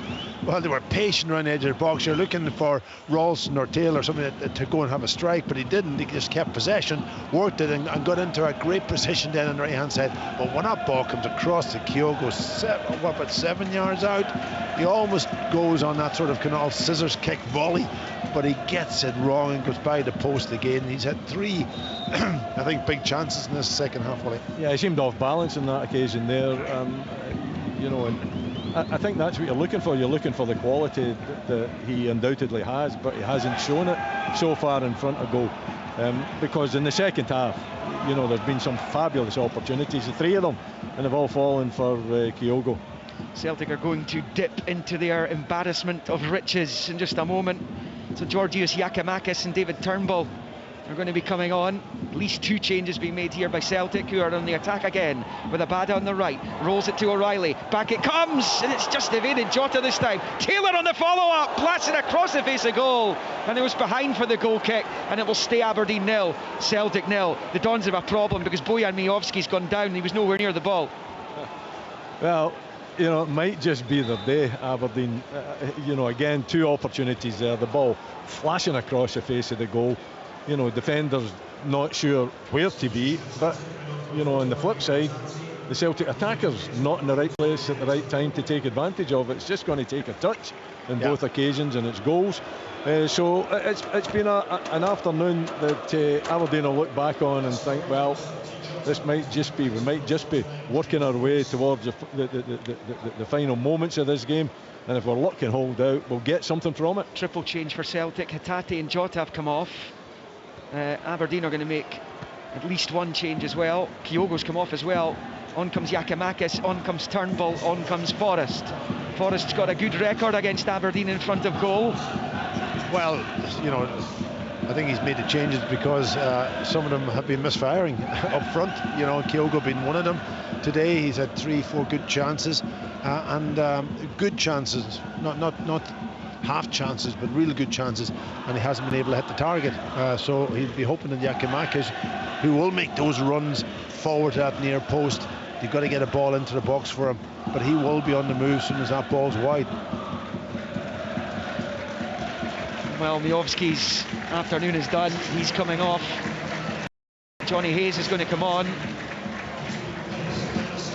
There's 3 years at Celtic that yielded 3 titles. Other trophy triumphs along the way. Celtic swept all aside them. Hayes on for Miovski, and Jim Goodwin will be praying that Bojan Miovski's injury isn't going to keep him out for the next few matches, will he? Yeah, absolutely. He's such an important player. Although he's barely had an opportunity. Slipped by Coulson. Abada's in now, right hand side for Giakoumakis. McKenzie times his challenge perfectly, and he puts it out for a throw-in level with the Aberdeen penalty spot over on the far side. Fabulously defended by McKenzie. Yeah, he showed everything that you needed in that circumstance. Good alertness, good pace, and strong tackling. 17 to play, less than that now, 0-0. Here's McGregor. Again, that little area of the pitch. 25 yards from goal. Rolls it to the right there. For Ralston to Abada. Back to Ralston. And then to O'Reilly. Gets the cross in towards the back post. Headed clear by McCrory. It's only half away. Turnbull trying to keep it alive. Up into the air from Barron. Aberdeen will win a free kick. It's a foul there by Greg Taylor on Kennedy. And it's an Aberdeen free kick. Aberdeen 0, Celtic 0. Yeah, well, they have a target, Celtic now. They have a bigger player in that, so they can now afford to get crosses in without even having to beat the defender in a 1v1 situation. Just put it in there. Are you watching the Georgios Giakoumakis situation closely just now, Packy? It looks as though there seems to be disagreement between player and club with regards to a contract extension. Yeah, well, listen, he's done well, better than what I thought he was going to do at the start. Done very well, actually, and people are looking at him, and he knows that this is the time now for him to make it work for himself. So we'll see what happens. Here comes Celtic then, heading towards the final 15 minutes. They've scored so many goals in this term. Back to the edge of the area for McGregor, squares it for Turnbull. A different proposition for Aberdeen. David Turnbull there now. It's Taylor to Forrest. First time ball in, is going to go behind for the goal kick, and Ange Postecoglou turns away in frustration again. I think that's a word, isn't it? Frustration. Aberdeen have frustrated Celtic, but they've played a big part so far in their own downfall as well. As Clarkson goes down, he seems to have an injury problem. Because you haven't taken their chances. They've created enough chances. You don't take your chances, then you don't win games of football. Aberdeen definitely have rode their luck as far as when Kyogo's had the 3 opportunities that he's had. But in football, you take that luck. Sometimes it goes against you. This afternoon, it's going for Aberdeen, and I think the quality of Celtic has now got to. They've got to step up. If they want to take the 3 points from this game, which is crucial for them, then they need that quality to be on show. So far, it's been there in patches, but it hasn't been there enough. Leighton Clarkson will be replaced here by Ryan Duncan, very talented academy graduate here. He comes on for Clarkson, who is limping a bit there. He's obviously got a problem as well. So Clarkson, Miovski off injured. Goal kick Aberdeen. On another day, it's 3-0 Celtic, and they're cantering to the 3 points. But they've got some work to do between now and full time. Because at the moment, the gap at the top goes down to 7, having been at 9, plus that goal difference advantage that Celtic enjoy right now at the top of the table. Here's Kennedy for Aberdeen doing some defending up against Forrest, who wins it back off Kennedy, and he's managed to prod it infield, but it's Ramadani who clears. It's going to come back again. Jim Goodwin's this time not happy because they're not making the ball stick when they do clear it. Yeah, they just got to maybe have one or two more passes before they just knock it forward, and so allow players to get into position. It's Callum McGregor for Taylor, left-hand side of the box. He finds Forrest, square ball for Turnbull. Turnbull, as a frustrated Celtic look to make the breakthrough to O'Reilly. His ball into the box is cut out by McKenzie, who clears up towards Johnny Hayes on the far side. It's a lovely bit of skill there by Hayes. Gets himself away from Ralston, driving forward. He's got Duke to his left. It's Hayes driving up to the edge of the area, and then it all breaks down for him. Celtic flooded back, and it's Turnbull who emerges with it, and it's O'Reilly who rolls it out to Abada. As we say good afternoon to BBC Radio Scotland FM listeners who are now with us for the closing stages of this game. Aberdeen 0, Celtic 0, with about 13 to play. It's a wee bit of respite, you know, Johnny Hayes getting that one and making advances forward, but he's no support whatsoever. He's desperate for support, wasn't he? He was looking around him, who can I pass the ball to? Ralston for Abada at the edge of the penalty area, turns it back to Callum McGregor, square ball for Turnbull. Turnbull on the spin away from Barron, rolls it out to the right for Ralston. Aberdeen defending again, everyone bar Duke behind the ball. Here's Taylor for Forrest, inside the box, along the 18 he goes. He's done well, O'Reilly there to force it back to McGregor, out wide left for Taylor, who crosses in. It's back across the face of goal by Turnbull, but Roos holds on at his near post, and it stays Aberdeen 0, Celtic 0. Celtic once again all the possession in this match, just about, but they just can't get that finishing touch that they so often have, although there is still plenty time for them to do so. Just a little pointer to what's coming up at 3, because the fixture card has been completely decimated by the weather. As you can understand, there will be commentary on both frequencies of Hearts against Kilmarnock, with updates from Ross County St Johnstone. Partick Thistle Ayr and Wraith Rovers Arbroath. There'll be no open all mics today because of the postponements that we saw this morning and into lunchtime. Full details at bbc.co.uk/sportscotland, but just the 2 Premiership and 2 Championship games going ahead, and just a handful in Leagues 1 and 2 as well. Aberdeen are up the pitch here. Kennedy is a throw-in level with the Celtic 18. Celtic have had 82% possession. That's astonishing. I can't remember ever seeing that at this stage of a game. Not a Pataudry. That's the difference. They can't have had so little of the ball in this fixture's history, Aberdeen. Here's Jack McKenzie to Ramadani, and then back to McKenzie on the halfway line. They're seeing some of the ball just now. Hayes kept it in play, but he couldn't find the pass, and it breaks to Cameron Carter-Vickers. Yeah, but Liam, they've had in games maybe probably a fair shared possession, but they've been 2 or 3 down. That's the difference in the scoreline today. Yeah, 0-0. A point's a point, Packy. It doesn't matter how much of the ball you have. Well, they're in a position that they can still go on and maybe try and win the game. Celtic, of course, it's up to them to try to break down this tactical defensive situation. Ralston with the cross into the box, headed away by Duncan, controlled by McGregor. McGregor's found Taylor, not sure that was the intended target, but Taylor finds Turnbull, back to Taylor. Taylor prodding it into the box for Forrest on the turn with the left foot. He's overhit the cross, and it pops out on that far side, and it will go out for a throw-in down by the corner flag over there. 10 minutes to play, we've hit 80 minutes. Aberdeen 0, Celtic 0. What did we say at half-time? It would be the same up to the last, and it's going to be the same probably right into the last 5 minutes. It's certainly looking that way, Pat. Yeah, you would hope that Aberdeen would maybe open up a little bit, but I suppose, you know, Jim Goodwin looking at a point, it's a well-earned point. It's a hard-earned point, I would say, rather than well-earned point. I think they've worked extremely hard. They've defended well. They've offered very, very little going forward, but that's obviously the tactics that Jim wanted to employ, and if he gets that point, then it looks as though he's going to be happy with it. Turnbull for Forrest. It is Taylor who finds Turnbull, who finds McGregor to Turnbull. They're right up against the Aberdeen defence again here, and repelled them so far of the men in red. Here's O'Reilly to the right of the box, gets the overlap from Ralston, and his cross doesn't even make the box. It's gone behind the line, and behind for a goal kick to Aberdeen as we tick into the final 9 minutes now. 0-0. But we all know that Celtic have strong finishes also, and they've even into the they're the late extra goal time. kings, Packy. They're the late goal kings.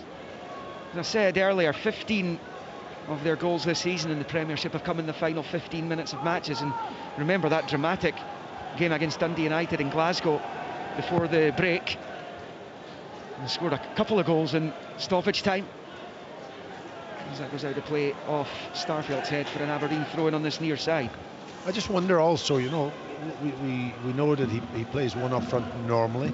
Could he have left Kyogo on and put Giakoumakis in there? I thought that's what he was going to do, yeah. To make it a 2 and start a little bit more movement and giving those central defenders something to think about. Well, yeah, you know, it's something that he must have considered, but decided not to go along that road.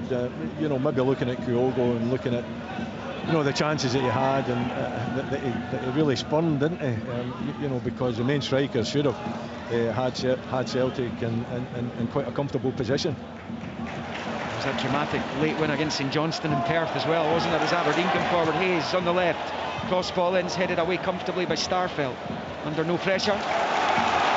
It would be quite something if Aberdeen pilfer all 3 points today. Still time for either team to win this match. It would be, wouldn't it? It would be extraordinary if Aberdeen could. And have they had the shot on target yet, Liam? I'm not too sure if they have. If that one and only shot. They've had one shot and it wasn't on target. So if they had the one shot that ended up in the back of the net, it would be quite an afternoon for them. By contrast, Celtic have had 29 shots, 8 on target.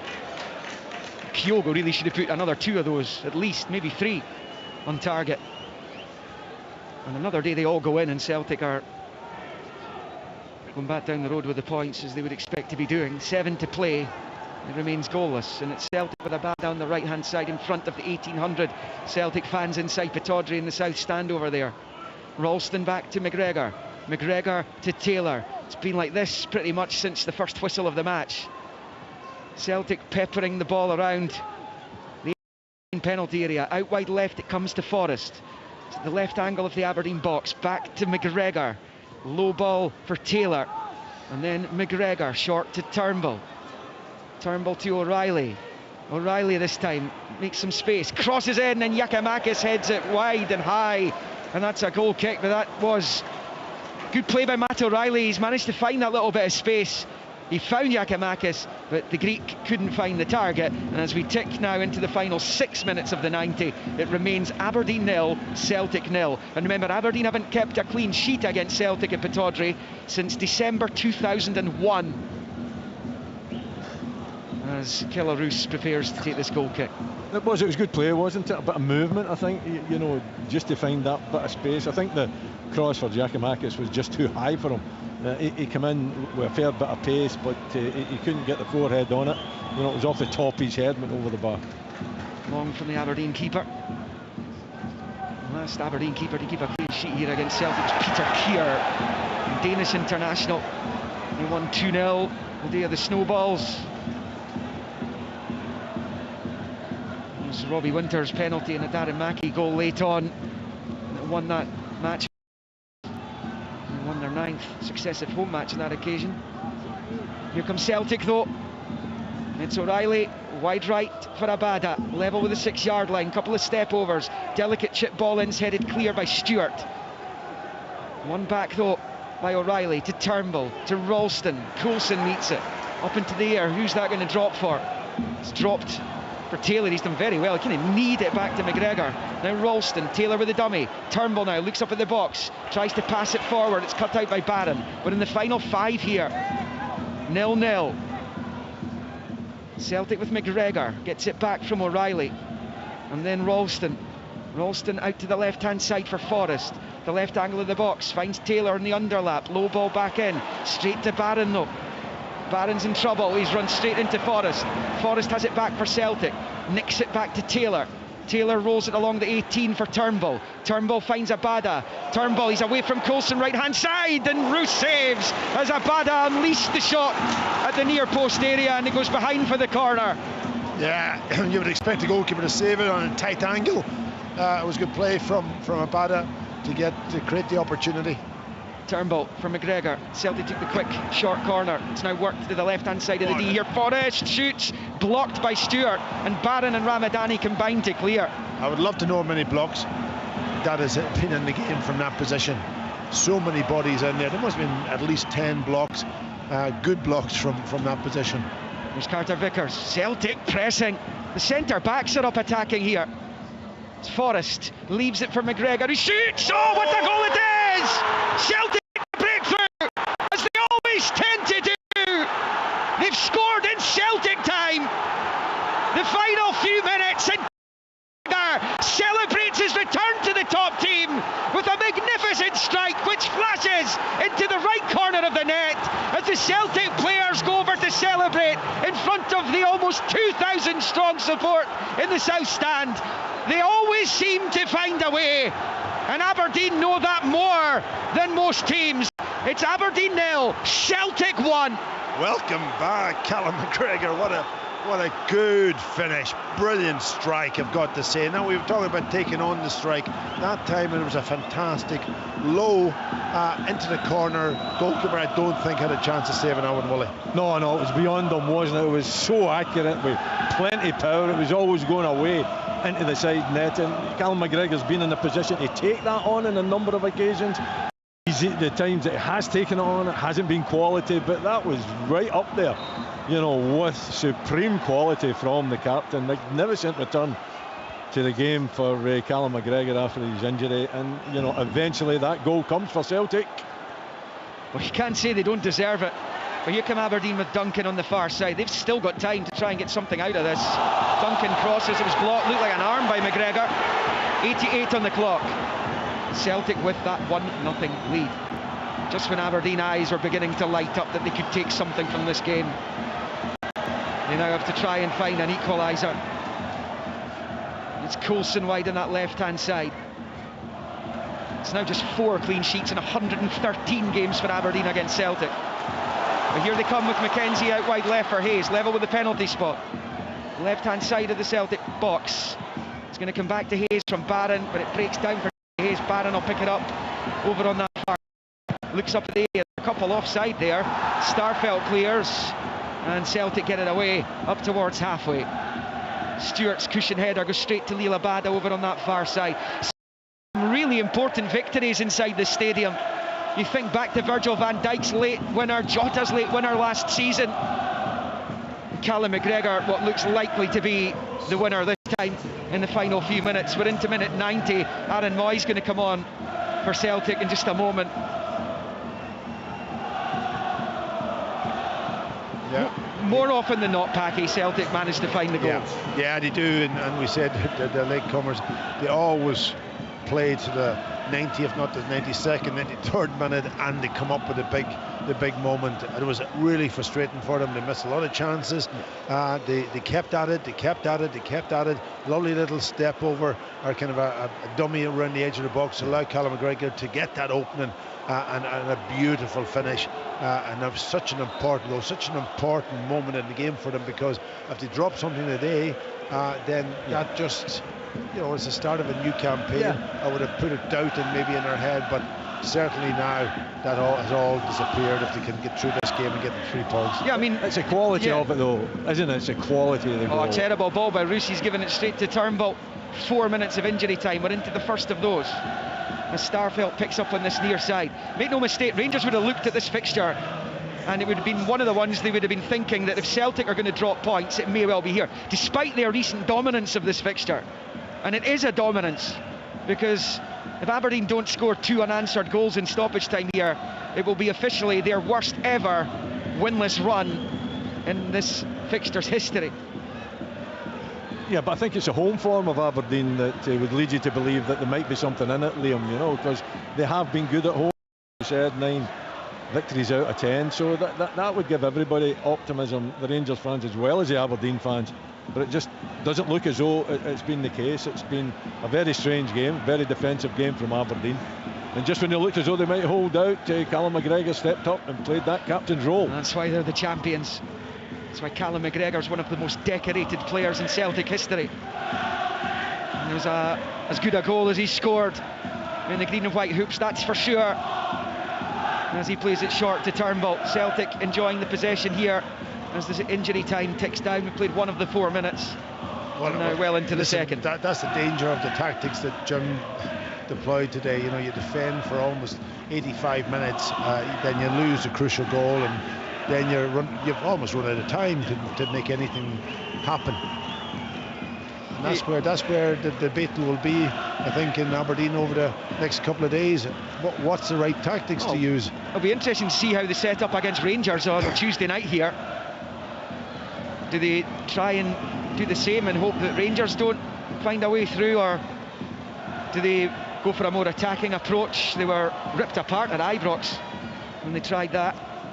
As the long ball out to Coulson, he's headed it forward to Hayes. Still time for Aberdeen, 2 of the injury time minutes to play. Hayes into the penalty area, he's run into trouble again, they'll run into traffic. He's picked up the loose ball and he's wide on the left now, and he has to go back to his captain. We played around about 2.5 minutes of the 4 that were added. Here's McCrory for Aberdeen on the near side. Driving down the near flank, Taylor with the challenge. Here's Conor Barron though. Aberdeen protecting this good home record just now, but Barron loses it, so does McCrory, but it does break Duke's way at the edge of the box. He's got his back to goal. McCrory elects to shoot, and it's well over the bar, and it stays Aberdeen 0, Celtic 1 as we head towards the final minute of the 4 that were added. Yeah, you can see that from Aberdeen now. It's desperate, you know, but we didn't see anything in the way of that throughout the game, getting into Celtic's half to do any sort of attacking. Yeah, too late, I'm afraid. Yeah, and McCrory's taken the law. He's made the wrong decision there. It's not on to him to strike a goal, is it? He should have just kept possession and tried to bring one of his teammates into it. He's all over the place, he's falling back, and there was only one place that ball was going to go, and that was over the bar. Yeah, it would have been a much more exciting game if Aberdeen had been a little bit more on the front foot as they go into the last few minutes trying to turn the game around. But the tactics looked as though it was going to work for Aberdeen. They were perhaps going to take that point from the game, but as we said, Celtic have that quality within them, and that quality shone with one strike from the captain. Yeah, and still just the one shot for Aberdeen compared to Celtic's 33. Joe Hart will take a goal kick. The final few seconds of the stoppage time, and Aberdeen's hopes of taking anything from this appear to have vanished as Hart launches it long. They brought Shaden Morris, incidentally. He's just come on for Anthony Stewart. I'm not sure what Jim Goodwin's expecting him to do in that period of time that he's got left, as we go into a 5th minute of injury time. 4 were added. This is just about done as Forrest picks up on this near side. There's Forrest, a brilliant run from him. And now he's away from 4 Aberdeen players. Forrest down the left. The challenge comes from McKenzie. He goes behind for the corner, and we're in time added on now. That's exactly what you want from your winger at this stage of the game.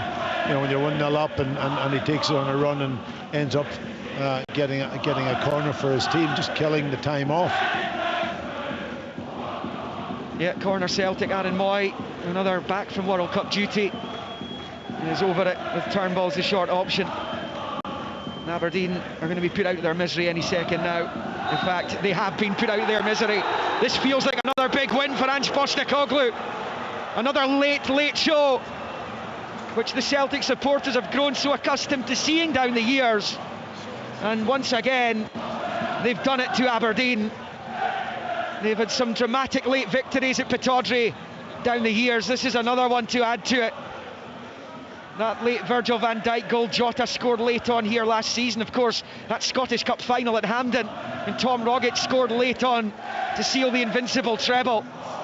And this is another one which will stick in the throats of the Aberdeen supporters. Jim Goodwin went defensive today from the off. It was clear from the first whistle what was going to happen, and they sat back deeper and deeper. They repelled Celtic though, rode their luck at times. Kyogo won't have a particularly good sleep tonight, I wouldn't have thought, because he's missed 3 gilt-edged opportunities, 2 of them in particular. He would normally be ripping the net open from close range, and he took neither of them. And when you see that happening, and shots flying wide and efforts being sliced into the stand, you kind of wonder if it's the opposition's day. And Aberdeen thought they were getting there up until the returning Callum McGregor. How Celtic miss him when he's not there. He is the driving force of this team, and it was he on 87 minutes shuffled into a little bit of space outside the Aberdeen box, left of the D, and he smashed it into the reverse right-hand corner to ensure that Celtic will go back to Glasgow with all 3 points here, as they normally do against Aberdeen these days. It's 19 without defeat, 19 meetings since Andy Considine scored the only goal at Celtic Park to seal second spot in 2018. But it's the familiar sight of the Celtic fans celebrating in the south stand of Pittodrie as the players and management team go over to take the acclaim. I'm saying Kyogo might not sleep well tonight. He's dancing and leaping around in front of the Celtic fans. So may well be that he does.